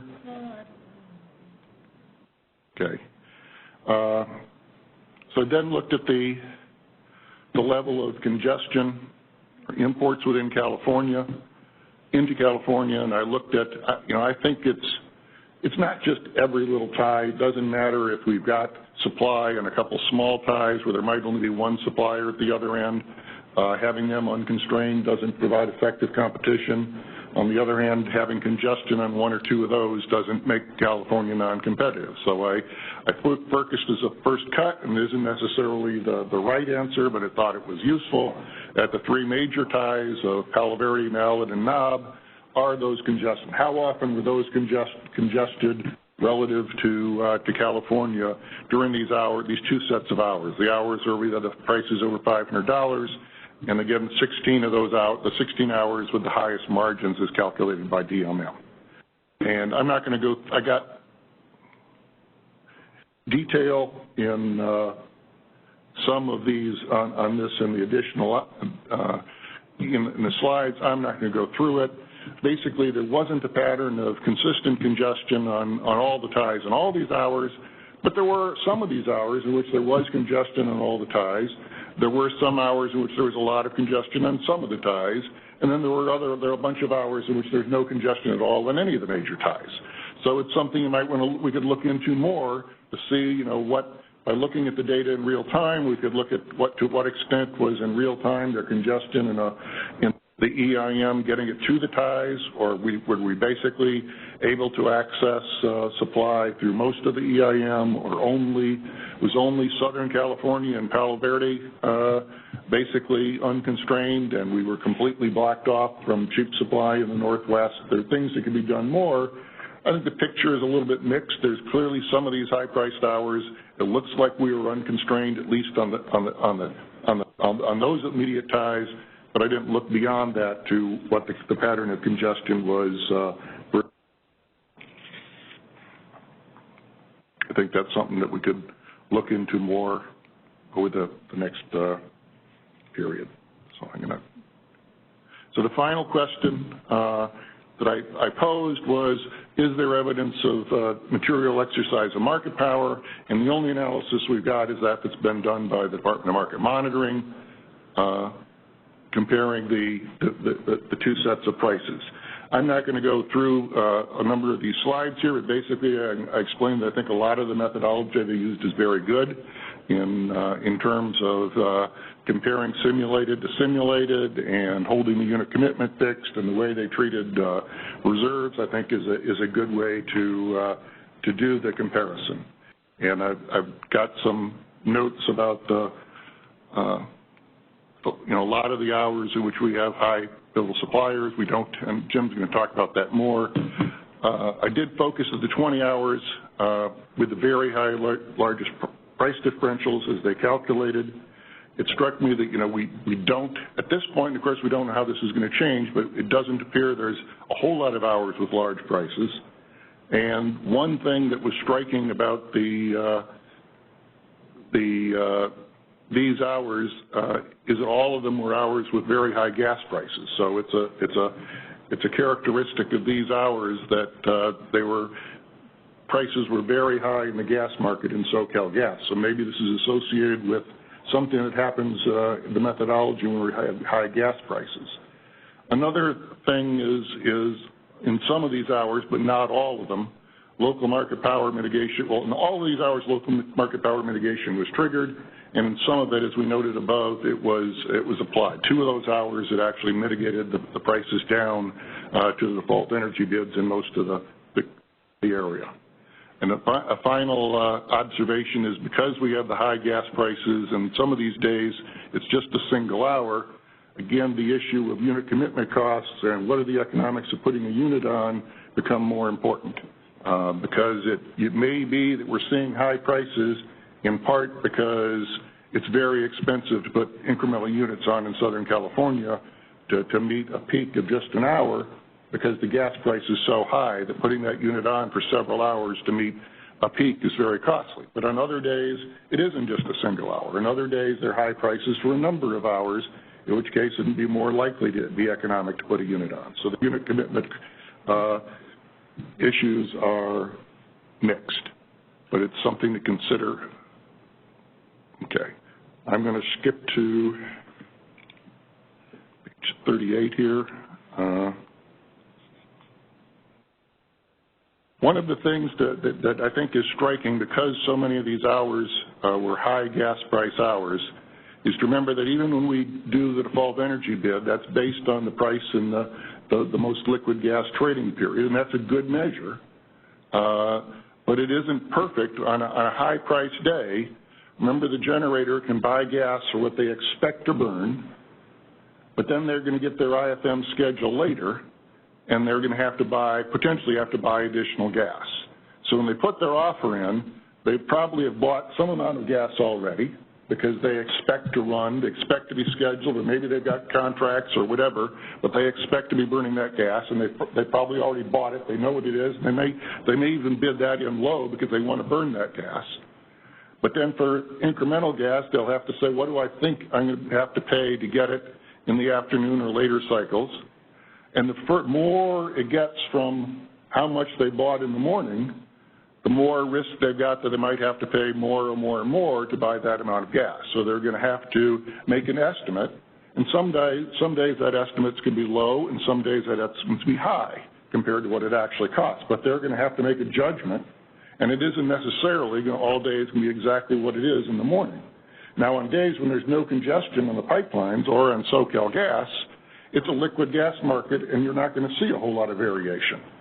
But on a day where the price of SoCal gas is $15 or $13 or $20, that price is, just let me finish my sentence here, Michelle. The price is high because there's congestion. When there's congestion, there's more variability in the price. You might, because of the way trading is going at the end of the day, think actually, well, you know, it's probably going to clear lower in the afternoon, or it might be the way the trading was going, you're going to think, well, it's probably going to be steeper in the afternoon. So you'd expect in a competitive market they wouldn't always bid exactly the way the average cleared in the morning trading session. Yeah. So I absolutely agree with that, you know, you can't always take into account the gas prices. So one of the things that concern me is if you look at DMM's analysis, what they do is they look at the bidding of the net buyers and the net sellers, and systematically there are differences in the bidding behavior of people who are net buyers, who are IOUs, and typically are under least cost bidding, and the net sellers who are not. In some cases they are bidding at 1,000, and I get it. So bid at 1,000 so you don't get dispatched and then potentially be subject to the penalties, but that doesn't really help our market. So that's one of the concerns I have, even though I understand that gas markets. Right. I think one of the comments that this leads me to in wanting to look at that is the further you are out from where they cleared, the more their bid is likely to be. If around the area where they cleared, they're bidding a $10 margin over the DEB, and at a level of gas schedules that would be about 500 megawatts more than they cleared, they're bidding a huge premium. That might be consistent with the view that the more gas they have to buy after the market clears, the more they expect to pay. So those diagrams don't say where the differential is on the chart between what cleared and what didn't. I started to try to look at this, but I don't have the detailed enough data. So as I said, I'm not giving you strong answers. I'm just pointing out some things that I think need to be looked at with more detailed data and more time than I have. Okay? One of the reasons I think it's important is the magnitude of the differences in a lot of these hours between the cost-based offer and the default energy bid offer was pretty small. And the methodology used is to compare the clearing price calculated using the lower of the actual offer or the default energy bids, which means in all the days where they expected the price to be lower than in the morning trading period, we used that lower price. But in any day in which a buyer expected to be higher, we're going to use the default energy bid. So that's systematically going to tend to, produce some difference in an apparent margin, even when it's just noise. So that's, how often is that happening? In the number of hours in which the difference is consistent with 10 cents to 20 cents difference or 50 cents difference in the gas price, that's not clear to me that that's indicative of system market power. Given if it's all on these days with the high market prices, those kind of margins are just likely noise. The fact that some days we thought it was going to go up and some days we thought it was going to go down, and then we only used the lower. The other thing that I thought was interesting is the pattern of margins related to gas prices. And I broke this down sorting the data, and you see that the difference in clearing price is systematically higher on the days with higher gas prices. And I thought, well, maybe that's just, the summer months that the high gas price is correlated with high electric load. So I've got that kind of correlation, and it certainly is. But I tossed that out and just looked at the winter, where the high gas prices is probably more correlated with high, heating system load and not totally correlated with electric system demand. And we still see this pattern of the margin is higher on the days in which we've got the higher gas prices, and again, this isn't the answer. It isn't saying this is, I'm just saying we need to look at the extent to which these differences reflect what's happening in the gas market. And one thing we got to think about when we do mitigate for system market power is we don't mitigate and burn more gas in Southern California and reduce exports and reduce imports and increase exports because we're mitigating prices below the actual cost of gas. So it's important to distinguish in the market power mitigation and try to identify the circumstances in which it's likely just noise in the gas market as opposed to something that's more likely to be market power mitigation. And I'm running out of time, so I'm going to go very quickly and make a couple other observations. Another element that's important in understanding the results is that local market power mitigation was applied in a lot of these hours. The unmitigated price that was used for these comparisons is the unmitigated price without regard to local market power mitigation. DMN made available to some detailed data about the amount of mitigation in July on these hours, and it was it averaged 200 megawatts over whatever the day hours that are mentioned here, 15 to 20, and over 400 megawatts in the highest hours. So there's a substantial amount of that mitigation going on. It would have, in some of those hours, as I pointed out, it was mitigated down to the default energy bids. In other hours, it was mitigated down to the competitive LMP. So it'd be a better measure of the extent to which there was actually the exercise of system market power to use the actual bid that was used to clear the IFM as opposed to the unmitigated bid. Because in every one of those hours, local market power mitigation was triggered. In only 2 of them did it take it down to the default energy bids, but in a lot of hours it took it down to the competitive LMP.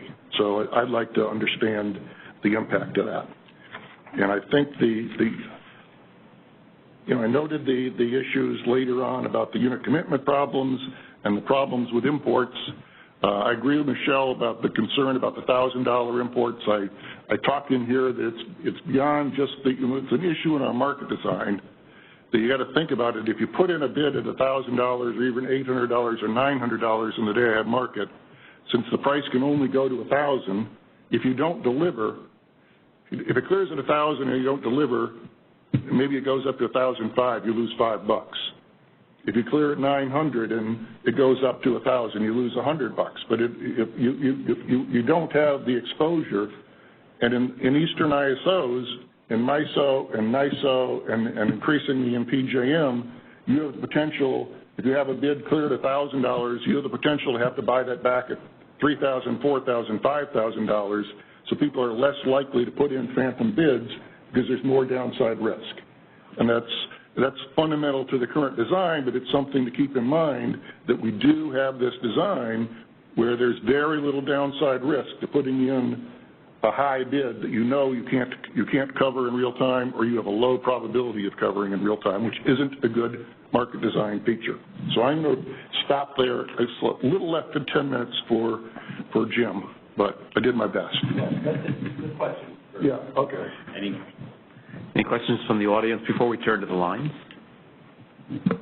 Yeah, Michelle Keogh from the CPUC. So with regard to import RA, so right now some of them, they do bid $1,000. So what about making it energy? Well, we wouldn't want them to deliver all the time. But during the summer, I mean. Well, but even then, we don't want them in the hours. We know them during the hours where we're curtailing what about solar. during the? But I suggest Apple put in. They have to offer it 500. They have to offer it 600.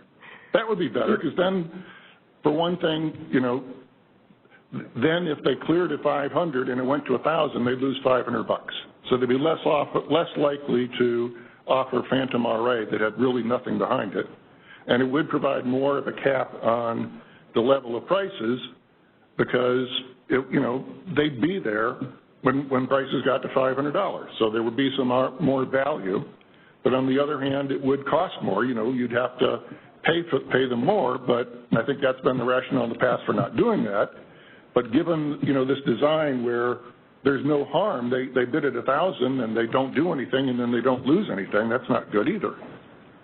Right. So with regard to imports, there's two energy. One is you could set the hours not during the solar hours, so you could say delivery between 4 and 9 p.m. In addition, that would sort of address the disconnect between the CAISO hourly 15-minute market and the bilateral trading market, where forward energy products, at least on the ICEs, are traded in larger blocks, not hourly or. So anyway. That's all. Thanks. I'm nervous about us having them deliver the power all the time. I think that'll get really expensive because they'll have to deliver the power even when it's low valued here. Right, but in the summer between 4 and 9 p.m., it's not typically low value. So, and it addresses what we're going to talk next, which is Jim Bushnell's point about he wants hedging.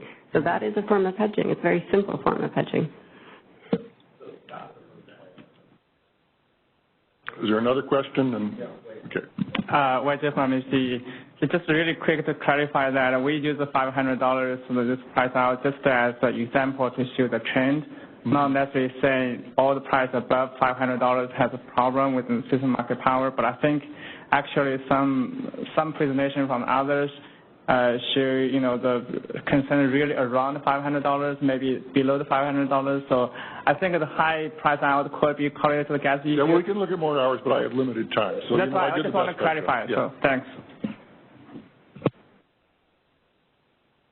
On the lines? Yes, we currently have one question in the queue. Okay. Hi, yes, it's Mark Holman with Power. Just a few additional thoughts, and I'll be quick here. It's just on the previous slide deck, one thing that I think we really need to be careful here in terms of the circumstances under which we mitigate and what resources we mitigate, and not only from a supplier perspective, but I think you can cause substantial damage to the ratepayer overall if we don't get this right. So as an example, if we mitigate voluntary import supply, that's not going to lower the price of voluntary import supply structurally. What it's going to do is it's just going to chase that voluntary supply away to the external markets. If we mitigate import RA, there is also a challenge with that not knowing what the true opportunity cost is of each resource, particularly on these tight days as it changes from day to day, hour to hour, you're going to end up having inaccurate DEBs that may be too low some hours, too high other hours, and when you mitigate down to too low of a DEB, entities are going to incorporate that risk into their RA contracts. So you'll end up increasing the farm to California ratepayers because what you'll actually end up doing is they'll say, look, if I enter into an RA contract and I may be mitigated on my import RA, you can do that, but to the extent you end up getting it wrong or there's a risk of getting it wrong, it's not just the outcome, it's the risk of that outcome, and that's going to get incorporated into RA contracts. And so the mitigation I described earlier where you mitigate internal resources when you are transmission import constrained and you fail a free pivotal supplier test can mitigate without causing harm.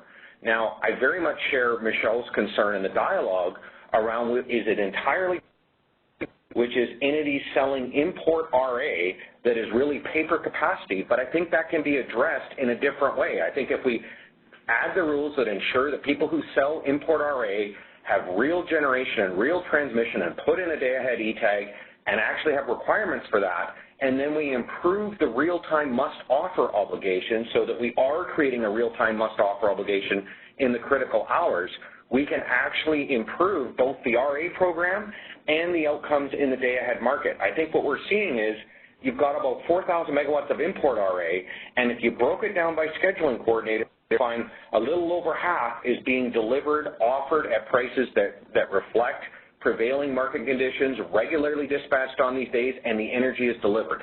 And then there's a handful of SCs that are selling paper capacity, putting in prices potentially at $999 or $1,000, never getting dispatched day ahead, never having a real-time must-offer obligation, never submitting an E-tag, and that activity needs to be removed from the market because it's undermining the RA program, it's jeopardizing reliability, and it's undermining your price outcomes in the market. And we think that can and should be addressed, but I think it's targeted addressing putting in must-deliver of energy or trying to put in prescriptive offer prices is going to create losses for real physical suppliers that increase the cost of RA contracts. Thanks. Thank you, Mark. Anything else? I just want to address Mark's point. So I understand his point. However, even if you have unit-specific resources, there's nothing to prevent them from continuing to bid at $1,000 and not showing up. So thanks. It's Mark, Michelle. I mean, if you do have unit-specific resources, you can calculate a mitigation price for them, right? If you had mitigation, yeah.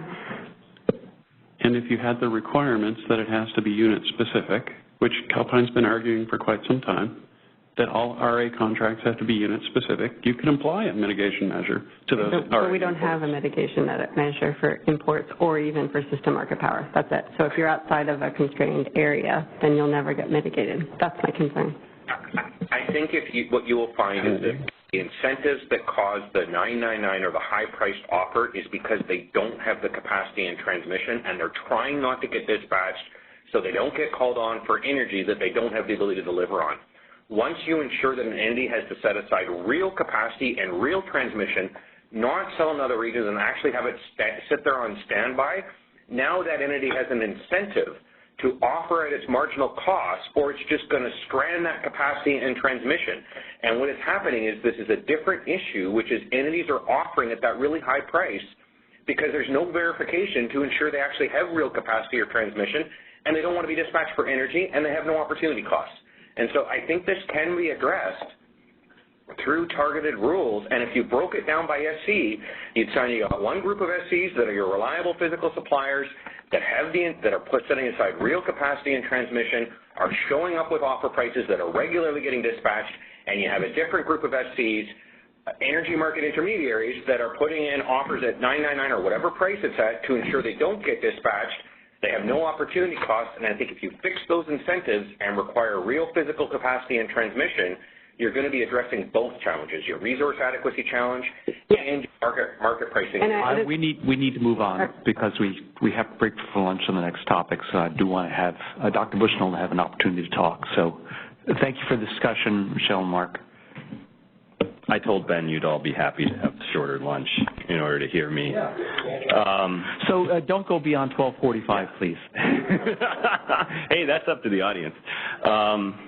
All right, so, and in fact, you know, there's really not a lot here that hasn't already been said in one context or another, but I did want to try to tie these pieces together because I guess my take on it's a little different than what, say, DMM or PG&E has raised. And that's that I do think that the signs of system market power, and I do think, you know, there's still some analysis necessary to know exactly what is going on. But it could be more that it's symptomatic of a bigger problem, and I just want to raise the bigger problem. It's appropriate that we're focused on system market power mitigation here because that is sort of the ISO's purview, but I think the general wholesale market has some issues that are being indicated by this process, and that solving system market power alone does not address the broader issues. And so just to show where I'm coming from,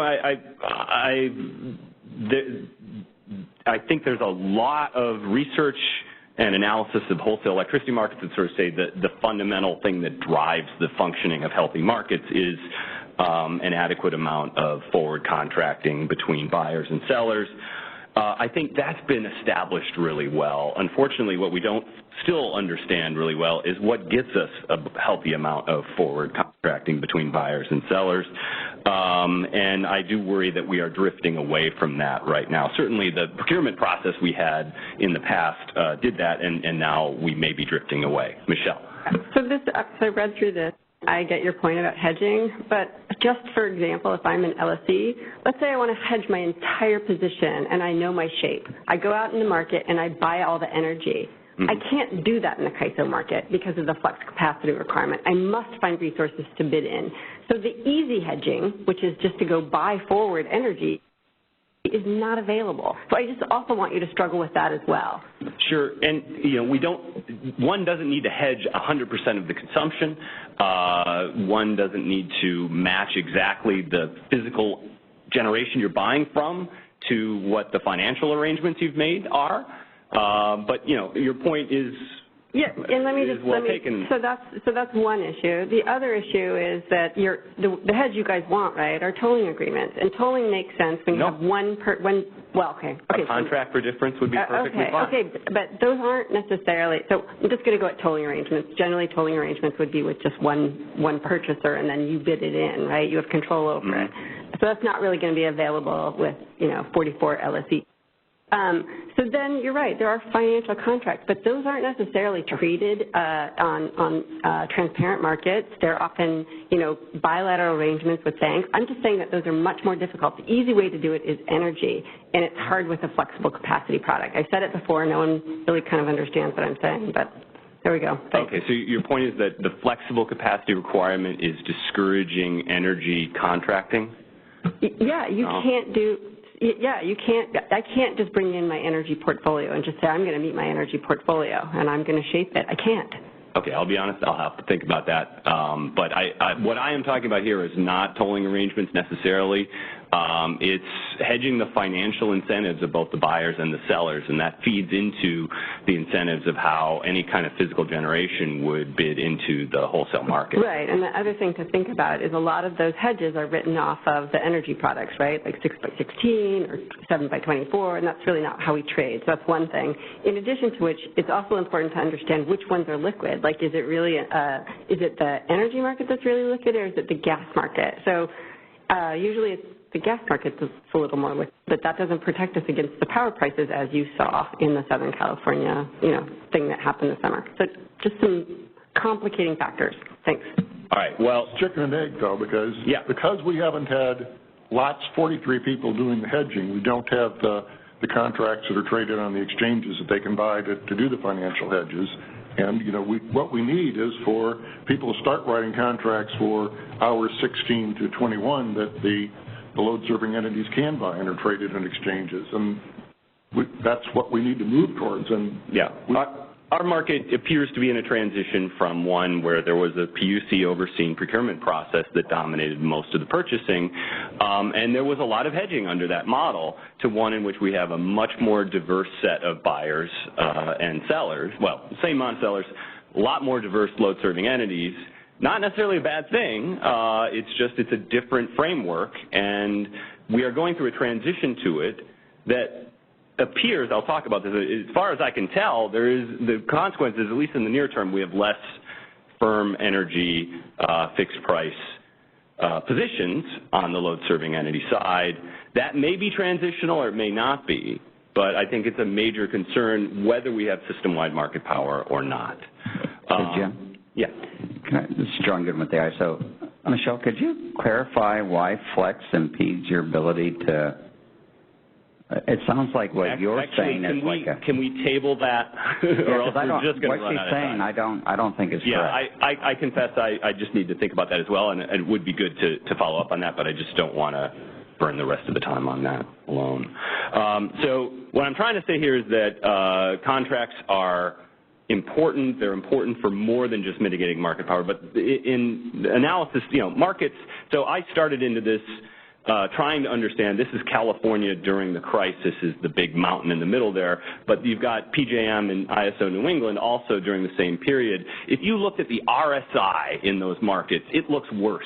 The other markets are more concentrated, certainly a lot of the time. Other structural measures look worse. Why was California experiencing what it did where other markets did not?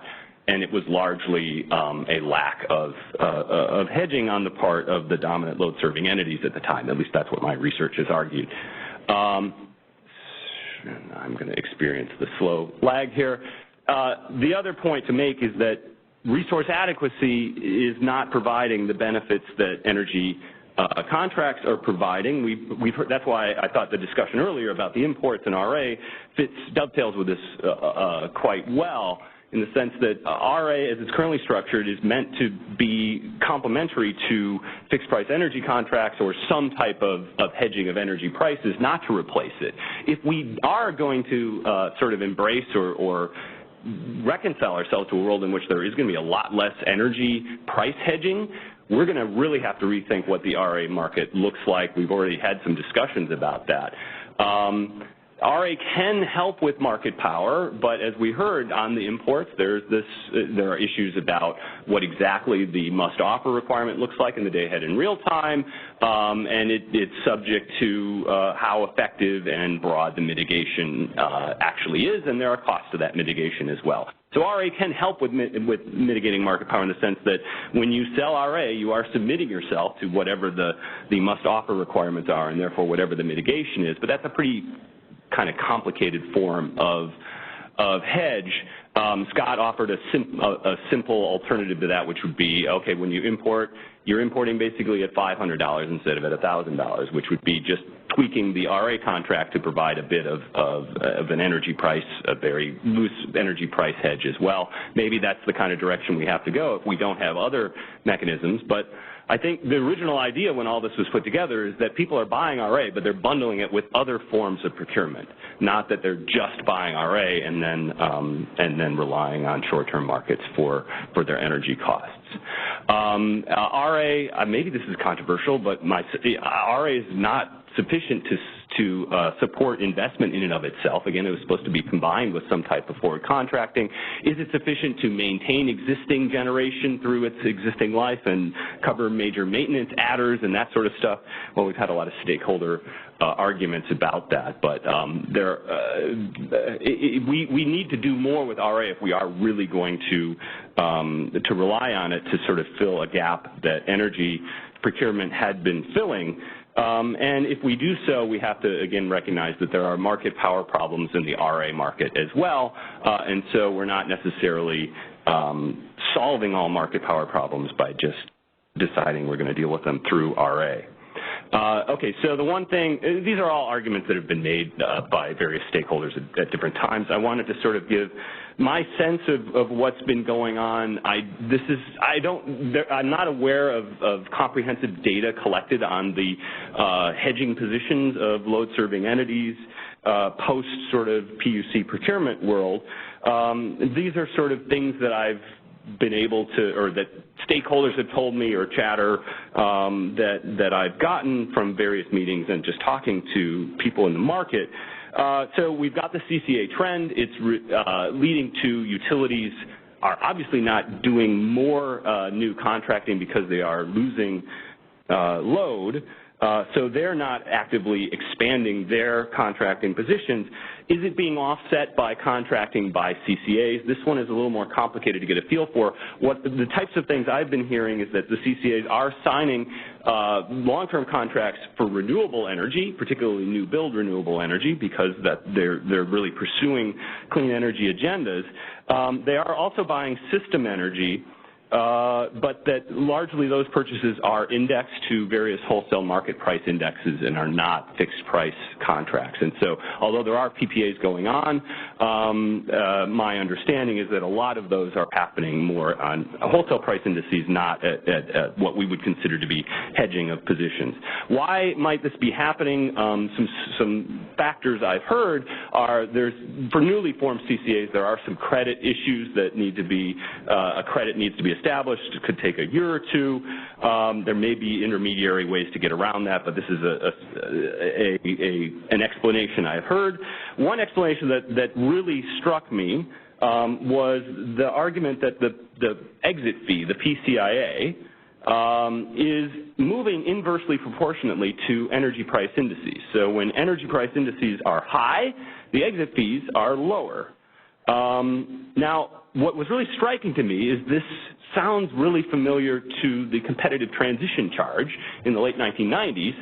Most people in the room are too young to remember any of this, which also had a similar dynamic and seemed to create a perception on the part of LSEs that they were sort of already insulated to movements in the energy price. That was, of course, within a certain band, though. It's not a direct comparison because my understanding of the PCIA is it sort of works both ways and so forth, but I have heard this explanation that from a perception of a CCA, you might actually feel like you are already indifferent to movements in the energy price because of this inverse relationship between the exit fee and energy prices. And that could be discouraging any kind of energy hedging on the part of CCAs. And then also you hear sort of just about how procurement, everybody wants to buy more renewables. We all kind of recognize we need gas plants, at least for the next 10 or 20 years, but no LSE wants to sort of be the one that's in the newspaper signing a contract with a gas plant, or that there is some kind of, there's a preference to buy that type of fossil-based energy under a more generic sort of system sort of purchase than to do a procurement with a specific gas plant. If this is true, I can understand the psychology there, but it's unfortunate because we need to recognize where the actual reliability needs are and somehow reconcile that. Jim, could I just add one more thing? So usually coming out of the energy crisis, the utilities did buy a lot of tolling agreements, so 10-year tolling agreements. A lot of those are falling off. They're not going to renew the tolling agreements because they are losing load. But when the utilities have the tolling agreements, they're regulated by the PUC, and so they have least cost dispatch requirements. So it's not just that they have the hedge. We also have responsibilities to make sure that they're bidding into the market at cost-based bids. So that also helps address the issues that we are potentially seeing. Right, and I think there would be, a diversity of opinions in the room about exactly how to try to address these. And I will just say that there are other markets that do not have the same, that did not have the kind of procurement structure California has hedging. There's a lot of vertical integration in those other markets as well, but it doesn't have the same kind of least cost bidding. But they operate incentive-wise almost to try to do that kind of least cost bidding. So they're vertically integrated. That's the same thing, right? You can. Well, they're unregulated. Okay. So they are unregulated retailers and unregulated generators, but their net position is more or less balanced, and so their incentive to raise wholesale prices is therefore reduced without a regulatory mandate to do so. All right, so this is all to say that I'm worried about the trend here, both with its implications for investment, how it interacts with RA, and that the system-wide market power is symptomatic of a wider problem. And so although the discussion we've been having here is useful, I just want to sort of put out there that I don't view it as solving all the problems. We are still going to have to, I think, address, maybe not at the ISO, but as a state, how we want procurement by a more diverse set of load-serving entities. And it could very well be that if we solve that problem, it would take care of system market power in and of itself, but if we take care of system market power through the type of mechanisms we've been talking about here, I don't think it would resolve that. I'll just end with, I added a couple pictures at the end. These are data that DMM has shared with us. I just wanted to try to get a sense of the relationship between, this is the RSI-3 and a measure of the margins that DMM had calculated in their annual report. Without getting into details, I think DMM has articulated why they view this as a sort of conservative measure of margins. I think because the margins are mechanically limited to be only positive, you could argue there's some things that make them less conservative in that sense. It's harder to pick up this relationship. This is the absolute margin where there's a couple hours there over 50 and one over $100. Clearly, they are at very low RSI, so I just took the log of both of these to try to get a better sense of how these relationships work. We'll see if I can get the slide to advance. Pressing the button harder. Okay, whoops, and then go too far. All right, so bottom line, you can look at them online. You see a relationship clearly between lower RSI and higher margins when you look at it system-wide. But when I bored down on just the hours in which the RSI-3 was less than 1, that relationship became a lot more scattered in a sense. So I think what I took away from that exercise was all the hours in which we had large margins had low RSIs. But also, there were a lot of low RSI hours in which the margin was 0 and possibly negative if you allowed negative margins to be in. And so that kind of highlights this question of how do we feel about mitigating hours in which there actually wasn't any market power, any risk of market power, if it ensures that we are mitigating the hours in which there is a risk of market power, sort of the risk of false positive versus false negative argument that's come up in the past, and in the past our discussions have tended to be more conservative when it came to local market power than when it came system-wide in that sense. All right, sorry to go over. Thanks. Well, it's not 12:45. We are going to take a 45-minute break for lunch. This is shorter than usual, but we have big topics this afternoon. We want to make sure there's time for them. So at 5 after 1, operator, we will renew and have the afternoon session. So Jim, thanks very much. And if those of you, if there are any of you in the room have questions for Jim, you can come up and grab them now if you'd like. And of course, communicate with us via email. Okay, thank you.